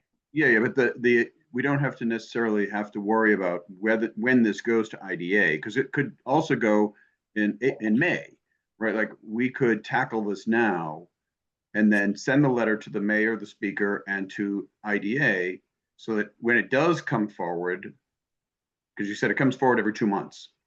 So they may come in March, but they may not even, I think it was every 2 months. I thought I saw the schedule wasn't. You know what it is, Paul, we don't is know. that, So- well, remember, Related has a whole fleet of lobbyists working to make this happen right away. So the sooner we deal with it on our committee. Yeah. I'm saying, but if we do it, get the documents together, figure out what's going on, because this, I haven't seen any documents on any of this. So Joe, you have them, share them, and we'll do it. Yep. And then we can figure out a strategy based on what we see. So we can talk about it at the land use February meeting, right? I'd like to talk about it before then. Oh, Make gotcha. sure that we have some direction where we're going with it. Sure. Yeah, cool. Okay, great. Thank you, guys. The next is outdoor dining, public engagement. So 2 groups, Hell's Kitchen Neighborhood Coalition and CCBA, have written letters or have inquired also about the process through which the board sent out our last letter, which they also in part contrast to the letter we sent out on the subject not too long before. Anyway, some of these neighborhood groups are asking for a more public discussion to capture a wider viewpoint on this.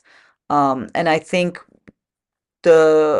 Frank and Wendy, and I know Christine was talking about the letter, you can maybe jog my memory. I believe it was quicker because we thought it was going to be brought up at city council, right? Like we expected them to vote on it and then they pushed off the vote and it wasn't. And I explained that to them. That's why, we went through that process because we anticipated that we wanted to get a comment in before there was a vote, which is not something that which is something we do. It's not unusual that we do that. That's regular process. So Christine and I talked about this a little bit offline, and we thought maybe it might be best to first schedule a public hearing for full board on it. And though there's no necessary letter or action that comes out of that, it can be a good gauge on how many people show up or if people are interested, and then go from there. But I wanted to get your viewpoints on it. Well, you want Frank could contribute. Yeah, just to be clear on what happened here, Leslie, as you said, and this was all set out in a response to the letter that Christine wrote to Chelsea Block Association. It went to BLP because we thought the hearing was going to happen on short notice. But then that letter went to the full board, and there was extensive discussion and several alternate motions on that letter. And the full board agenda was properly noticed. And there was a lot of board discussion, but no comments from the public. We then put it on the BLP agenda the following month, and only one person, the same person, submitted written comments and spoke. So there has been some public outreach on this already. Paul? You're muted. I don't know if Yeah, sorry, I was lowering my hand instead of unmuting. Not on the specific issue itself, but the scheduling of the public hearing. Just a reminder, with this U.L.U.R.P, I imagine we're going to have our next meeting have the public hearing on the U.L.U.R.P. Yeah. So this would have to move to another month. Well, no, I mean, we can do 2 hearings. We've done 2 hearings before. Okay, all right. Does anyone have any? And Frank, I agree with you. This is just that there has been, definitely outreach from community organizations that have been quite strong. And I hesitate to ignore that. So I thought with Christine's, I guess, guidance or suggestions that maybe we kind of split the baby and put it into a public hearing first. Yeah, And, no, I but I don't know if that is even the right. Well, go ahead. No, I've discussed this with Christine and Jesse Bodine, and I think I agree it's the best way to deal with this at this point, about putting it on as a public hearing.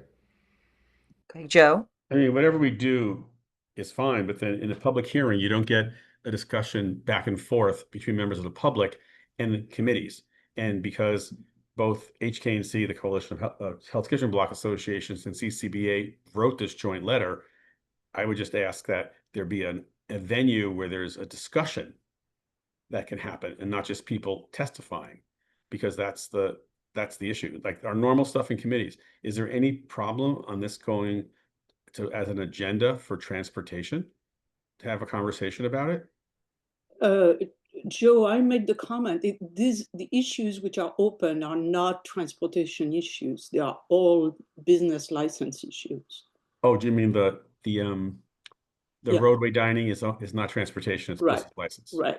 And the issues, I know the issues that the community has, and we probably agree on them, but they are mostly focused on what happens, what get decided in BLP. For example, is the roadway dining can expand beyond the boundary of a cafe, right?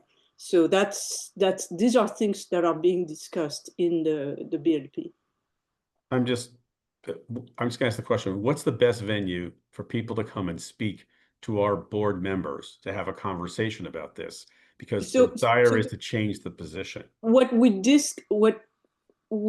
discussed with Leslie and Frank and Wendy and Jesse is that if we first have an open,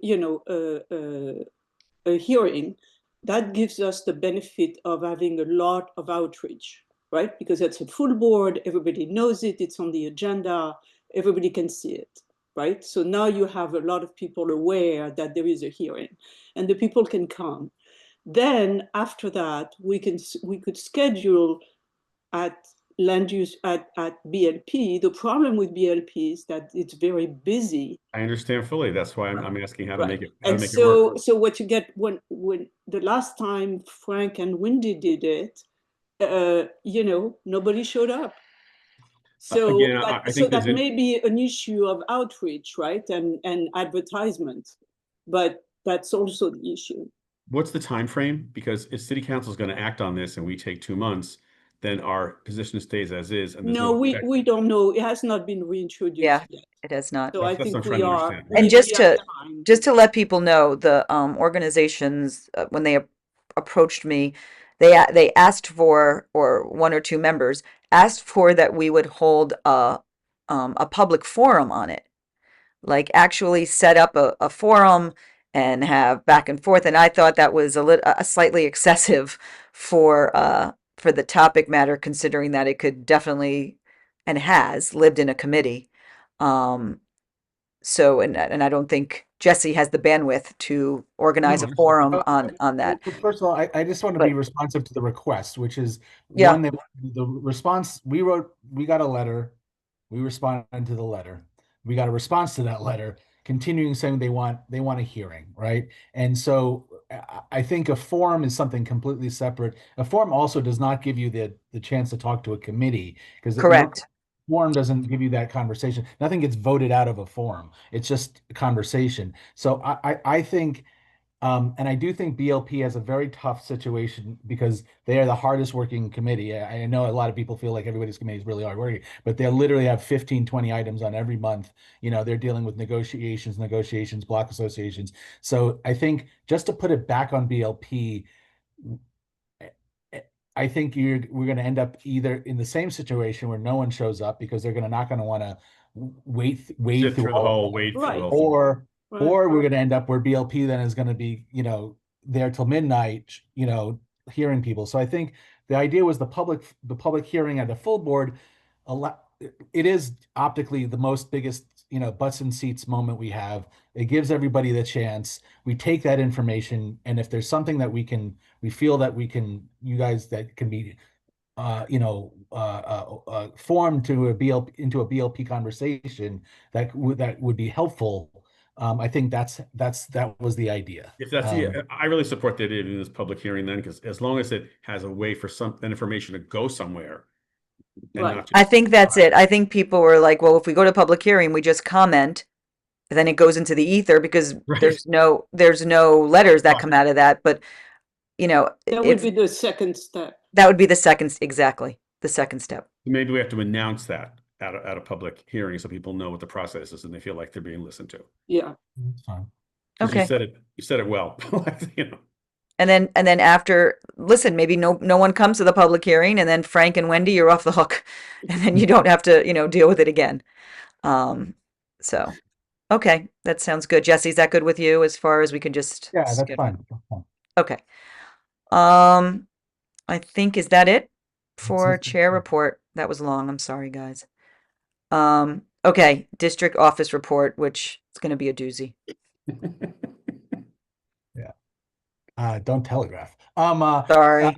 So anyway, so very quickly, review of upcoming full board agenda and committee schedule. As always, in the Dropbox is the draft full board agenda, is the draft committee schedule for February. Please, please, please take a look.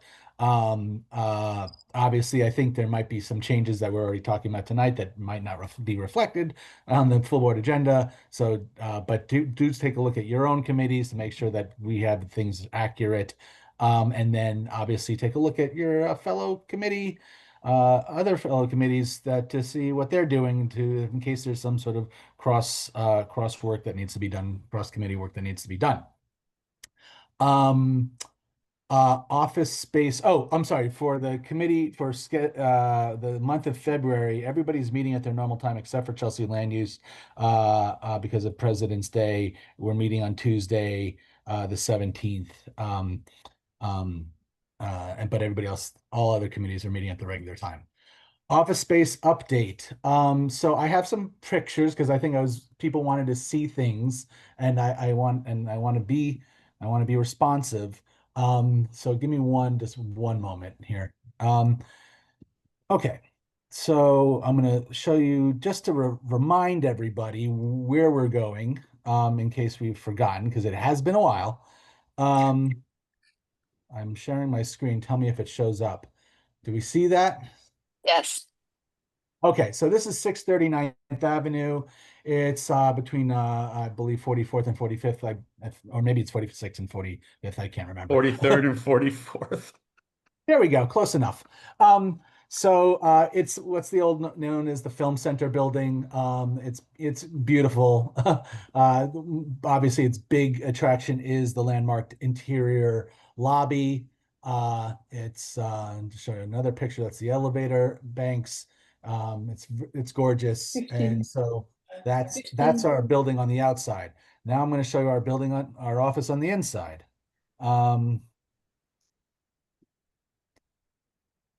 There we go. Okay, excuse me, I'm gonna try to make this bigger. Unless you all can see it already, that good enough, but It's good. okay, well, I'm gonna In the middle, the top. try some, oh, hold on. Is it showing? Yeah, we saw it. We saw it. We saw it for 5 minutes. It's gone, but It's gone now? Yeah, we had it before. So Well, bizarre. that's the story of this office. All right, this might be as good Yeah, as we we see get. it. Now we see Okay, it. so this Oh, is you see it? walking. No, this you is- don't. This is the status of our office space pretty much as of last week. So this is the back of house. Let's call it the back of house. This is where me, Nellie, and Janine would normally be. You'll see that office to the left there will be Nellie's office. The office all the way in the back there will be my office. I'm not greedy and I didn't take all the windows. Nellie likes the dark, does not like bright lights. So she's okay with being in a room with no windows. Just to be clear, I did not just be like, I want all the windows. okay. The workstations, there'll be 2 workstations in that big space in between the 2 offices. That will be where Janine and eventually, hopefully, maybe one day we'll have a part-timer back, and that'll be great. There'll be some filing cabinets and that kind of stuff in the space. Let me see if this is going to work now. Okay, yeah. So this is getting a little closer into the space. You see this the next door over. That is our conference room / what I would like to say, hopefully to be our committee room space. There we go. That's the inside of the conference room space, looking with the windows, windows to our back. You'll have looks great, right? I mean, looks nice. We just haven't had a space like this. Oh, What's on the wall there?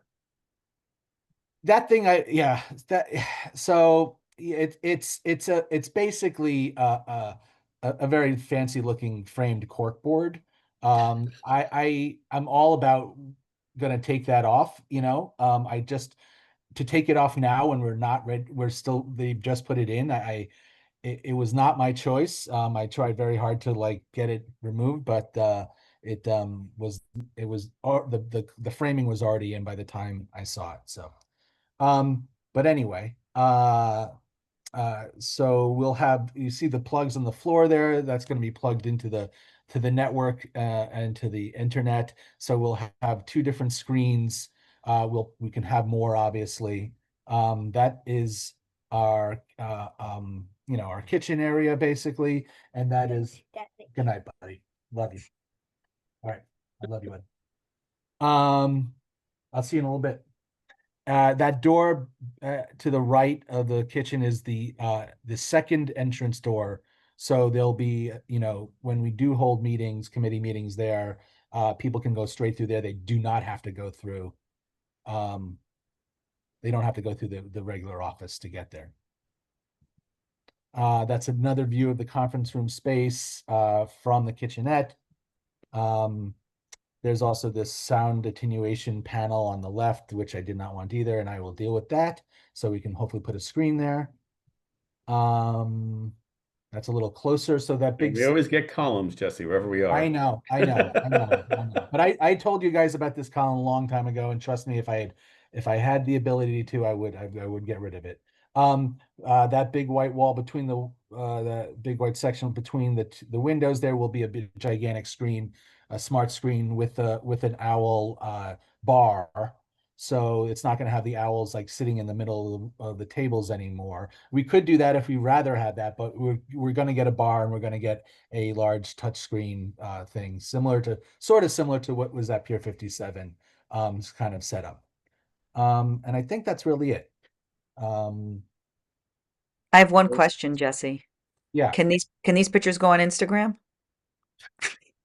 Kidding. Not until they're like voted on 7 times. So when you move it, yeah.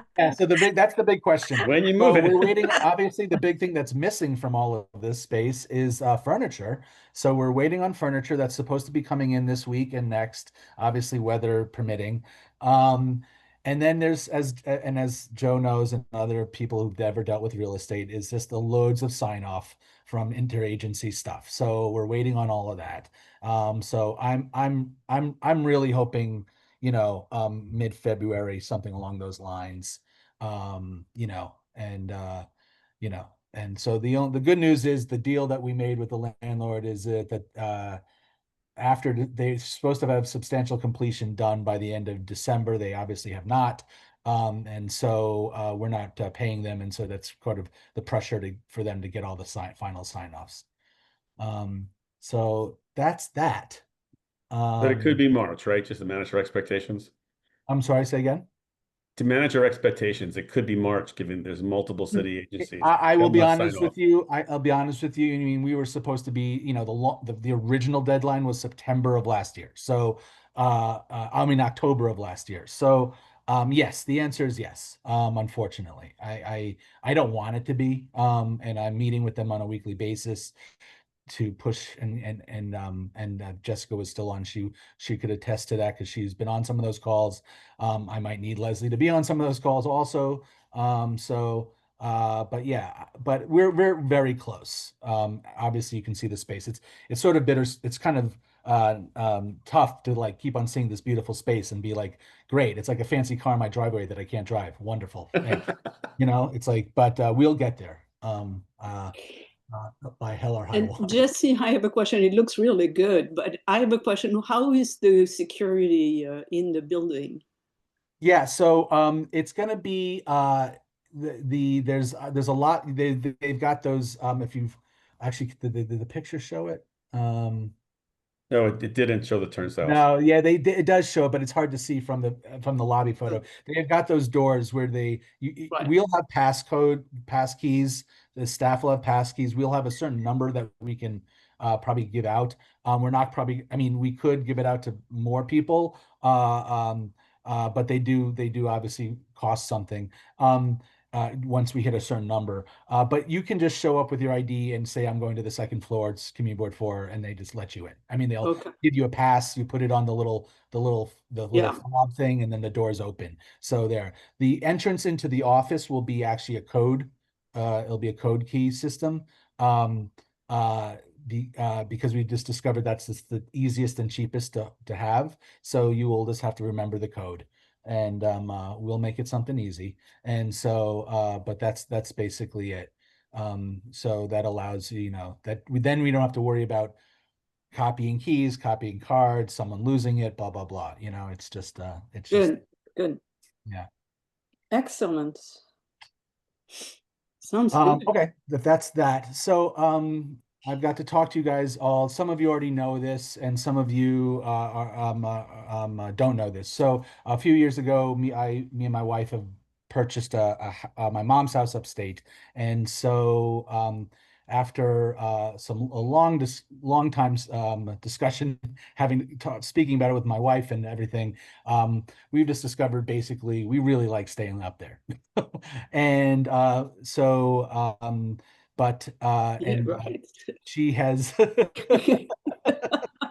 and so I hate that place. Yeah. And so after some more thought about it, Lev is our son. Lev is in first grade, who just showed up here, and so we'd like to have him finish first grade here. But at the end of the semester, the spring semester, we're gonna be moving upstate, which will be unfortunately outside of the New York metro area, which I have to be a resident of if I am going to be an employee of the city of New York and be your district manager. So I am letting you all guys know that probably be around May or June that I will be leaving Manhattan CB4. So it is very bittersweet for me. I will tell you, I've been doing this for 10 years, and so I have to say one of the greatest things about it is some of the folks that I'm looking at on the screen were the ones that hired me and slash were here when I started, and so that's pretty unique. And but it's been an amazing time for me, and I couldn't have asked for a better working environment and working with folks and a better board. I mean, you guys already know you're like the best board ever, blah, blah, blah. I don't, I'm not gonna, you don't need to hear that again, but it's certainly very bittersweet. And so I'm excited about it. We're moving up there, and my wife Dana ended up getting a job at RPI, which is right kind of outside of Albany, as their CMO. And so we're very excited about that new position for her, and moving Lev to a new school and stuff like that. Lev doesn't know yet, so I have to be a little careful. And so but yeah, so that's the news I've got to tell you guys. So Can we Well, vote that's a against? bummer. Can we vote against? We can vote against, right? Yeah. Thanks, Yeah, we're Jesse. gonna vote. Yeah, it's not bit when you said Yeah, bittersweet. let's vote It's against bitter. it. It's bitter. Make It's a not motion sweet. to deny. Good for Motion you, to bad for us, deny. period. So By the way, I want everyone to know Jesse told me, what was it, Jesse? Like my first week I as waited chair. until I gave you the weekend. You won the election, and I gave you the weekend. I said I didn't want to. I didn't want to ruin her weekend. She deserves to feel good about the election and her, But that following Monday, I gave you the bad news. Yeah. Yeah. So the reason I'm also telling you guys obviously this early is because I mean I really, really hope to be able to help, with make the transition as smooth as possible. Change is always going to be difficult, and I know that. So it's not going to be perfect in any way, but I certainly know. I mean, when I came in, there was like between me and Bob, I think there was like 4 months. Nellie was trying to like run the show, and so I'm trying, hopefully, not for that to happen. And so, and the good, like I said to Leslie, the great thing is you have some of the folks that were there who had to do this last time. Christine Berthet was the chair of the board when. Oh, I called Christine right away. She was like my first call. Anyway. But so now that everyone knows, I mean, we are going to have a small committee, if you want to call it a committee, a small group. We're not going to make it too big. We're going to make it pretty small. I don't know if you want to call it a search committee or a hiring committee, but we will go through applications, and then, like Jesse said, thank goodness he will still be here because he will be on the committee for the person to replace him, which I think is important. And I've already asked Christine, if Christine, you don't mind me saying, I've already asked Christine if she would also participate in that. So we're going to form that as well. And then we will, Jesse, when does it officially post? When does it publicly post? When can we? I Is mean, there I guess a little bit of it is about I need to find out what I need to do on my end of things is to understand what basically is the issue is that I can say a day that I'm done, but then there is an entire process in which I have to be there's vacation days and sick days I get paid out, and what I just want to make sure is that basically that our budget can withstand that, and then hiring someone new instantaneously, and that was the issue last time. Yeah. So there was like 4 months. Bob had racked up so many Yeah, days, so accumulated much time, right? right. And so you guys couldn't afford to hire somebody new until the new thing. So that somewhat of the good thing is that we're coming up, it'll be kind of right up against the new budget year. So I don't think that should be too much of an issue. But I mean, I think I mean, I would, again, I'm hoping to be done by the end of leave the last month of May, last day of May. And so, I mean, working back from that, I don't know. I defer to Christine, actually. I mean, because I wasn't part of the hiring process. I mean, we've certainly hired Janine while I was here, but that's, I mean, you know, knock on wood. We have to do it in the same public at staff. the end. What? We have to do it in public at the end. Well, Such a yeah, you have to, thing. yes, and you have to vote it out. It has to be voted out or voted on. Ask questions. And remember, Christine, we had to ask questions. It was such a strange process. Yeah, I'm going to be crying all along. But no, we need to find, I mean, you know, I need to talk to you, Jesse and Leslie, on when to start the process and when to post the job, you know, when can we do those things? Yeah. I mean, posting and I mean, that's all, I mean, we can do all that. We can get Okay. pull out the job description, dust it off. It's been, you know, 10 years. So, you know, I'm sure things that you'll have to add a couple things, like something like social media. Social media, Jesse. I was going to say. Yeah. Yeah. So yeah, but we can start working on all of that. And Jesse, I want to thank you for you just mentioned it about the consideration about the vacation days and all that stuff, only because I know there are other boards. For some reason, there is a migration of a lot of district managers lately from the Manhattan community boards, and there have been some chairs I've talked to that said, "Oh my gosh, they stuck us. We can't hire anyone for 4 months or something." You know, so I really really appreciate that you are taking that into consideration because it helps us tremendously. Well, And just that's remember that when I take all the vacation days. Yeah, right. Vacation days between now and then. Yeah, true. No, I'm joking, but yeah, no, I appreciate that because I mean, I do want to make that a point.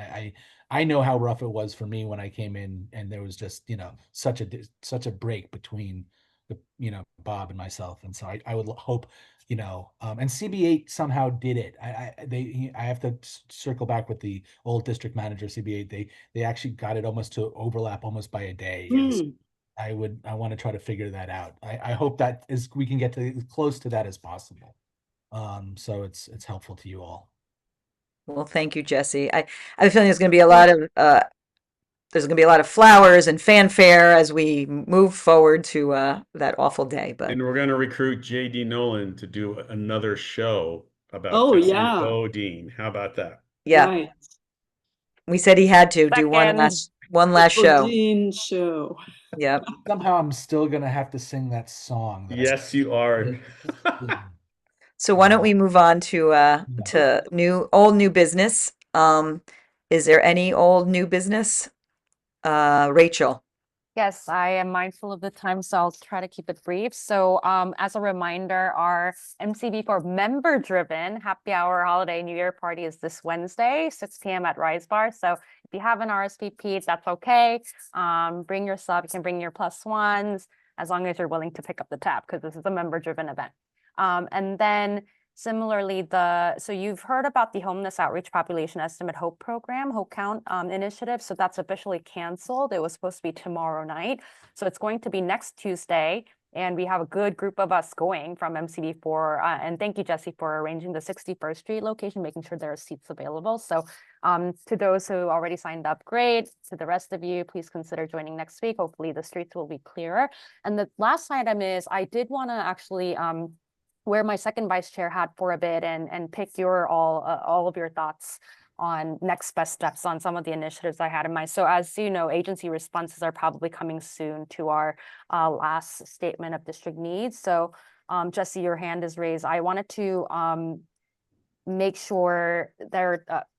So what I had in mind was doing a budget 101 workshop or like a quick presentation that can live on our member resources guide.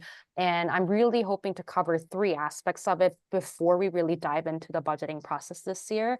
The first part being, you know, just kind of generally what's the city budget process. Second part is CB4's involvement with it. And the third part being what does our budget task force do? So in order to kind of encourage participation, that will be the goal of it. So wanted to put that out there to see what the best next step is. I already have some informal, you know, co-teachers, co-lecturers signed up who agreed to be a part of it. Thinking, you know, Bob and Fado, Roberta, you know, who've been very active, and myself, of course, happy to be a part of it. So that's something I want to discuss. And then secondly, before Jesse, you cover that, kind of supplemental to that is having our district needs survey QR code available and hosted at the 9th Avenue Street Fair somehow. So just wanted to put those two ideas out there and seek your guidance. Thank you. Yeah, I was only going to just mention that we just, at least it might be news to everyone else, but we learned that the preliminary budget is going to be delayed.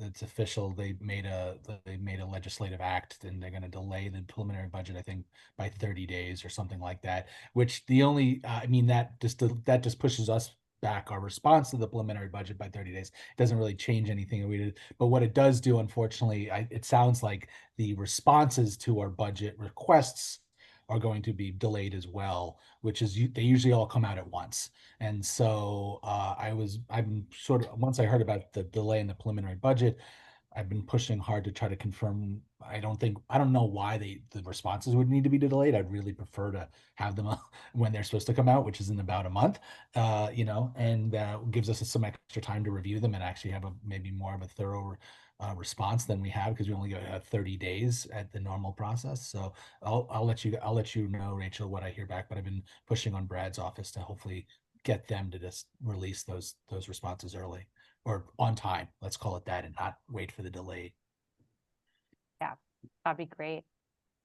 So, I mean, maybe that gives us a bit of time internally to get the word out there, get some interest going for the new budget task force here. So, Jesse, maybe we can work on the sides and how to roll that out. Okay, thank you. Thank you, Rachel. I see we have, oh, Yeah, sorry. No, go ahead, Leslie. I see we have two members of the public, which I am guessing have new business. Do you want to go with first, and then we'll go with David? Hi, David. We'll go with Miriam first. Hi, Miriam. Or maybe, I don't know if it's Hi. new business or it's a comment on what we discussed today. Actually, hi again, Leslie. This is the reawakening of old business, probably from the last century. I see Paul Devlin there, and I didn't know how to reach him, working on zoning for accessibility a long time ago, and I had given testimony, but I never found out if there was any positive outcome, and if any developers built elevators that now exist where they weren't in the subway before. If he's still here, I didn't know how to get the information. Okay, but Paul, did you hear? I mean, I don't know if this is a quick answer. If not, we can always connect you to Miriam. Yeah, let's have him connect to Miriam, because I'm not exactly following what she's asking, because all new development has ADA compliant elevators. Talking about City of Yes and getting subway elevators built. No, this was a specific program, zoning for accessibility. If there was a subway near development, the developer can get perks if they make the subway accessible and add an elevator. Did anything ever happen with that?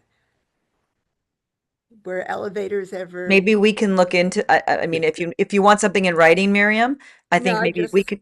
Oh, okay. Mary, nothing in our district. The zoning is too new and the developments are just starting. Yeah, that's kind of what I was thinking. Any new things would have that, but retrofitting existing is a piece of that. I think you're talking about the bonuses, the FAR bonuses on transit sites, and that is not, as Joe points out, none of our area can take any more transit-oriented expansions.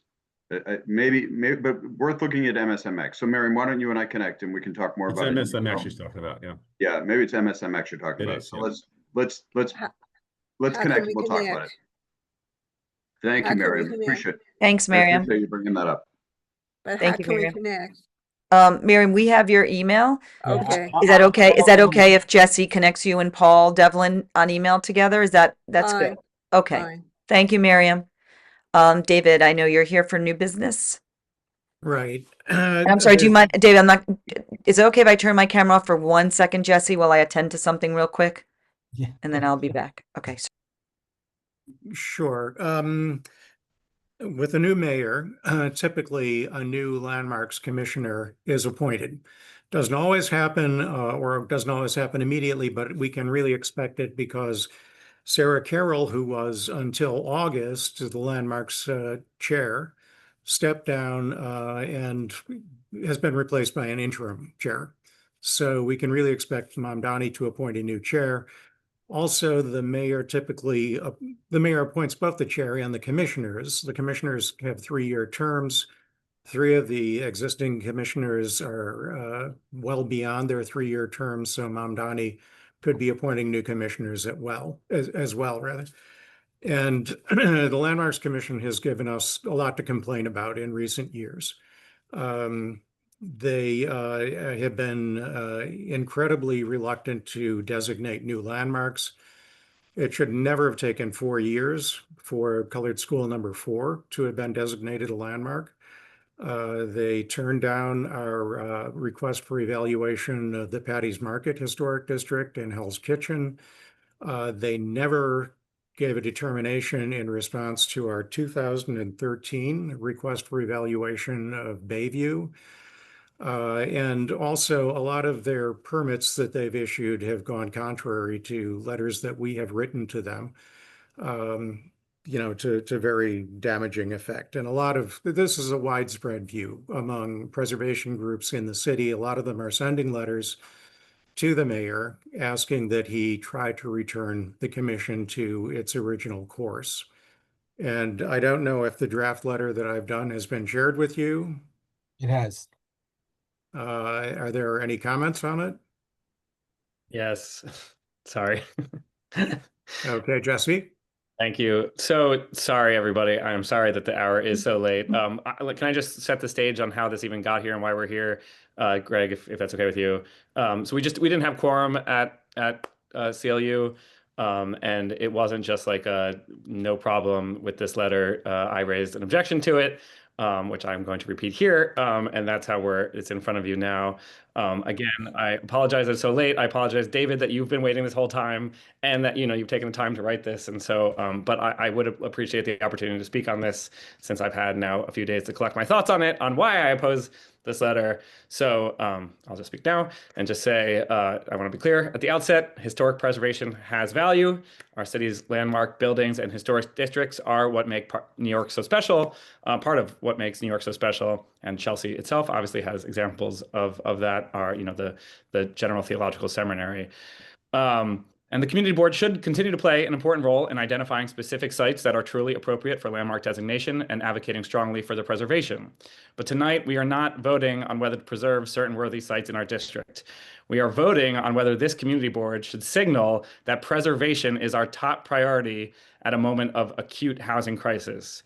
New York's vacancy rates are roughly 1.4%. That is not a healthy market. It is a severe shortage. When supply is constrained to that degree, rents rise, mobility collapses, and the people who lose out are not abstract. They are teachers, nurses, city workers, etc. Landmarking is not a neutral act in this context. Today, tens of thousands of buildings citywide are landmarked or located within historic districts, and in Manhattan alone, roughly a quarter of all lots are subject to landmark or historic district regulation. Research from NYU's Furman Center shows that historic districts are far less likely to see new residential construction than comparable non-landmarked areas in the same community districts. In effect, I'll skip over that for time. And the effects of these are not evenly distributed. Historic districts tend to be wealthier, whiter, and more expensive than surrounding areas. Preservation, as it is currently practiced, tends to lock in advantage rather than expand opportunity.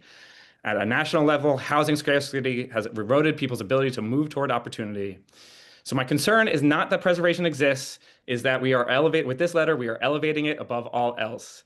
That is not the message we should be sending as a community board. Our role as a community board is to wrestle with trade-offs honestly, and in the midst of a housing shortage this severe, our priority should be enabling thoughtful growth. Housing near transit, housing for working families and the middle class, housing that allows the city to remain open rather than frozen in time. For those reasons, I strongly oppose sending this letter. Well, go ahead, Paul. I'm also going to voice objection to this letter. Not necessarily, I mean, Jesse's points are valid in that it's there's a housing conversation going on. I take the approach of, we're sending a letter to the mayor to say who they should or should not appoint to a board and a commission. And a lot of the language in this letter, in my opinion, is very hyperbolic. It's very much, associating the mayor to REBNY. It complains a lot more than it offers solutions. I think the solutions we need to work on are funding sources for the site review. I mean, when we went through Midtown South Mix reviews and we said we want more sites allocated, they claimed they didn't have enough resources. Not that they didn't agree they should be landmarked, but they didn't have the resources. I think a better perspective for us would be to advocate for better funding for LPC so they can accomplish the goals that we work towards, as opposed to writing a letter to the new mayor saying, you need to put a preservation activist at the helm of your commission, and yet you have to declare independence for that person, even though you're the one that appoints them. I think politically, this doesn't work to our advantage, and I see other avenues that could be more effective. So I also disagree with this letter. Joe? Yeah, we make a motion to move this to Hell's Kitchen land use. You didn't have a quorum at Clinton, Chelsea land use, and let's have a full public discussion. I really want to note that I felt like just now I heard other people's words being read to me as opposed to actual opinions. And this board always tries to have a balance. And the idea that preservation has no meaning except in name only when we have a housing crisis. We've had the same housing crisis for decades and decades, and we've been able to do both.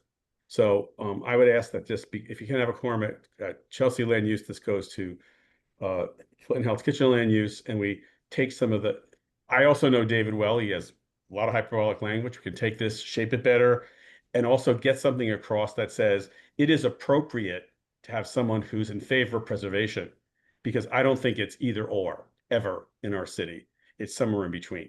So if Paul, if you'd be willing to take this on so we can handle it and manage through it, and then it can come to the full board and we can have a full discussion about it. Rachel? Can I respond? Yeah, go ahead, Paul. Sorry, go ahead. Yeah, Joe, I'm happy to have it come through. I think it's smart to have it come through both Hell's Kitchen land use and Chelsea land use, because both committees deal with preservation pretty significantly. I think that at the Chelsea land use meeting, the discussion was it wanted to come forward here because the mayor is about to make these appointments. And so the timing was to push it through this committee instead. But I'm fully in support of having it go back to land use committees, both committees, have quorum at each, have an open, robust discussion about the direction of preservation issues, the direction of LPC, and have us come up with a. But the caveat is if Chelsea land use doesn't hit a quorum, we should be able to bring this to the full. We just didn't have one. It was just a. I know it. No, it happened before, Jesse. Trust me, I've been there. Yeah, I'm happy to do that, Joe. I agree with that strategy. Rachel.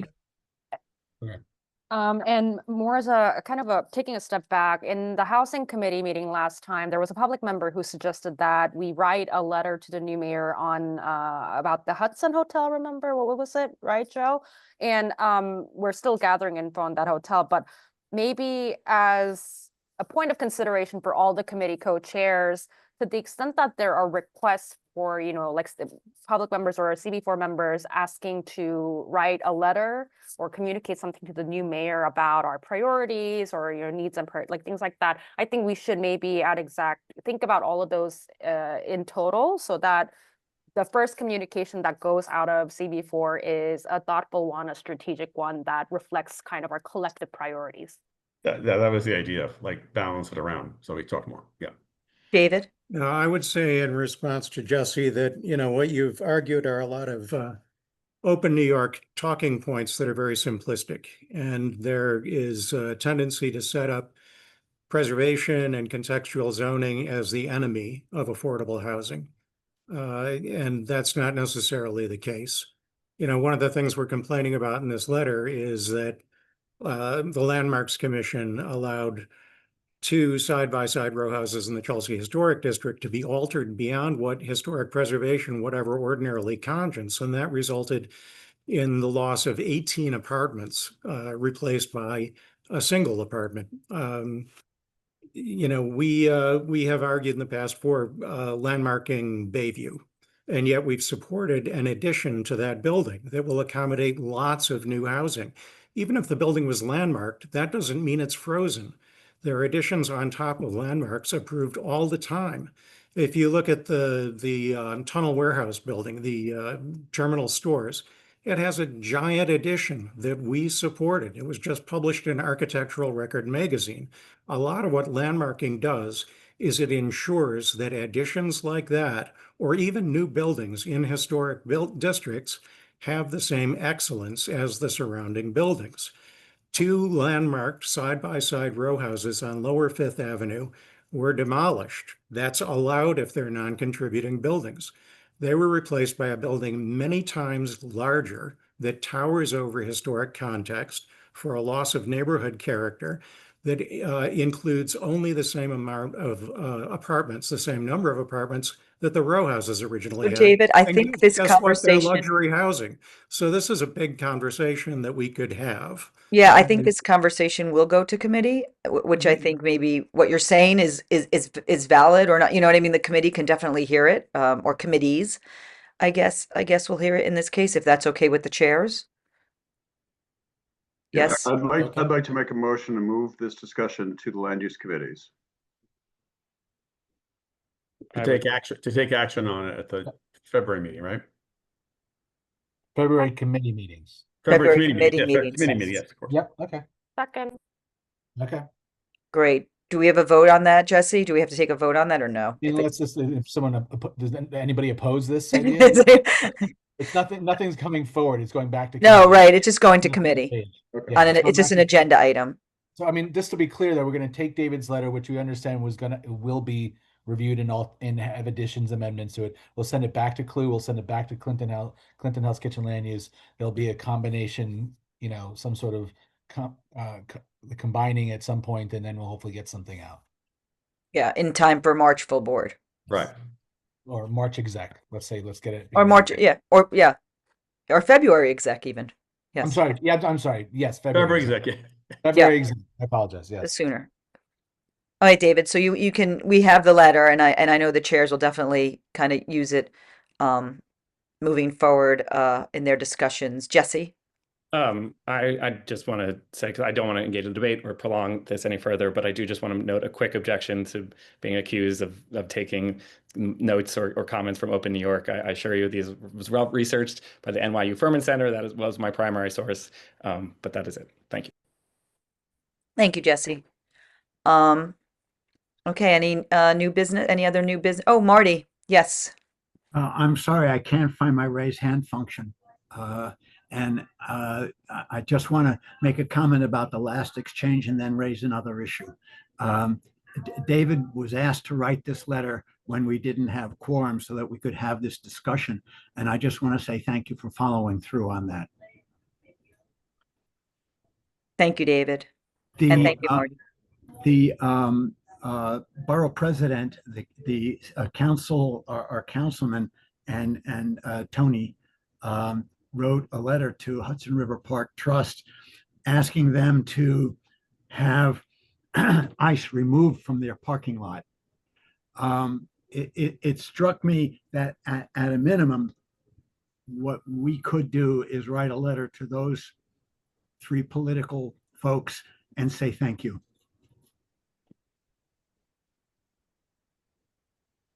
I think I don't, I mean, unless we're saying we want this to be a full board letter, I think that can be an administrative letter. Administrative, yeah.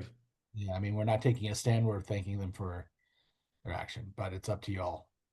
Guide me on that. I think that would be a good move, but I also think we should be making a loud move. So an administrative letter doesn't do that. No, it does not do that. That's true. Rachel. Yeah, so to add to what Marty said, it's basically they had an existing contract that's supposed to expire in June or something, and some of the electeds have called for, exploring ways to end that contract early. And the contract is basically between Hudson River Park and ICE, allowing them to park their vehicles at their locations. So I wholeheartedly agree with thanking the elected officials. I second that. I would like to maybe push us even forward in saying, like, should we write a letter to Hudson River Park, or I think maybe it has like, been. explore ways to support the electeds initiatives? I think this might have been, Jesse, we can double check tomorrow. For some reason, I think this might have been addressed and figured out already, but I could be wrong. I was on a Hudson River Park Trust Advisory Council meeting this morning, and I think we were talking about it, and they said, well, we don't have to deal with that because it's already been done. I can double check. I can double check. It wasn't an agenda item. It was off chatter. So I can definitely check with that. But in the meantime, should we write, I mean, Marty, you would want to write an official letter or thanking them, or No, or maybe, you know what would help, Rachel? If we agree with them and thank them in the same letter, it maybe we'll kill two birds with one stone. I don't know, but that would I be an think if we wind up administrative letter that agreeing we're with going. them, no, he said it wouldn't be the same teeth. We can vote on a regular letter. It wouldn't have to be administrative. We can vote Marty on wants it to be a full board letter, so it needs a Yeah. motion and it needs to be seconded. And Second. Okay, all in favor? what just happened? We're voting on your motion. On your letter. I mean, we can Your definitely. idea just happened. You're getting what you want. You're writing a letter, Marty. That's what just happened. You're writing a letter. I'll help you, Marty. I'll work with you on it if you want. And I can get you the details if the update. I should say the soonest update. That'll be helpful. But I think it's a good idea. And I don't think. I mean, we can go over points right now, but I think it's pretty self-explanatory on what Just a thank you. You did what you needed to do. And so You just need a vote, though. Yep. I just want to make sure the points of the letter first before we. Yeah, go ahead, Marty. I'm sorry. What were you saying? I did. I said it. The thank you. You issued this letter. Community board stands behind you. Thank you very much. Great. All in favor? All opposed? Present, not eligible, or abstaining? Great. Was that unanimous? Can I just confirm that was unanimous? I believe it was. No one else had any other vote, right? Okay, thank you. I believe it was. Okay, is there any other new business? No? Can I be Nothing? Dolores? Sorry? Can I be Dolores? Yes. Motion to adjourn. Any second? Second. Oh, I'm not going to second that. Come on, let's stay. All right, guys. Good night, Thank you very everybody. much. We'll see you guys at full board. Thank you, Bye. Leslie. Bye, bye.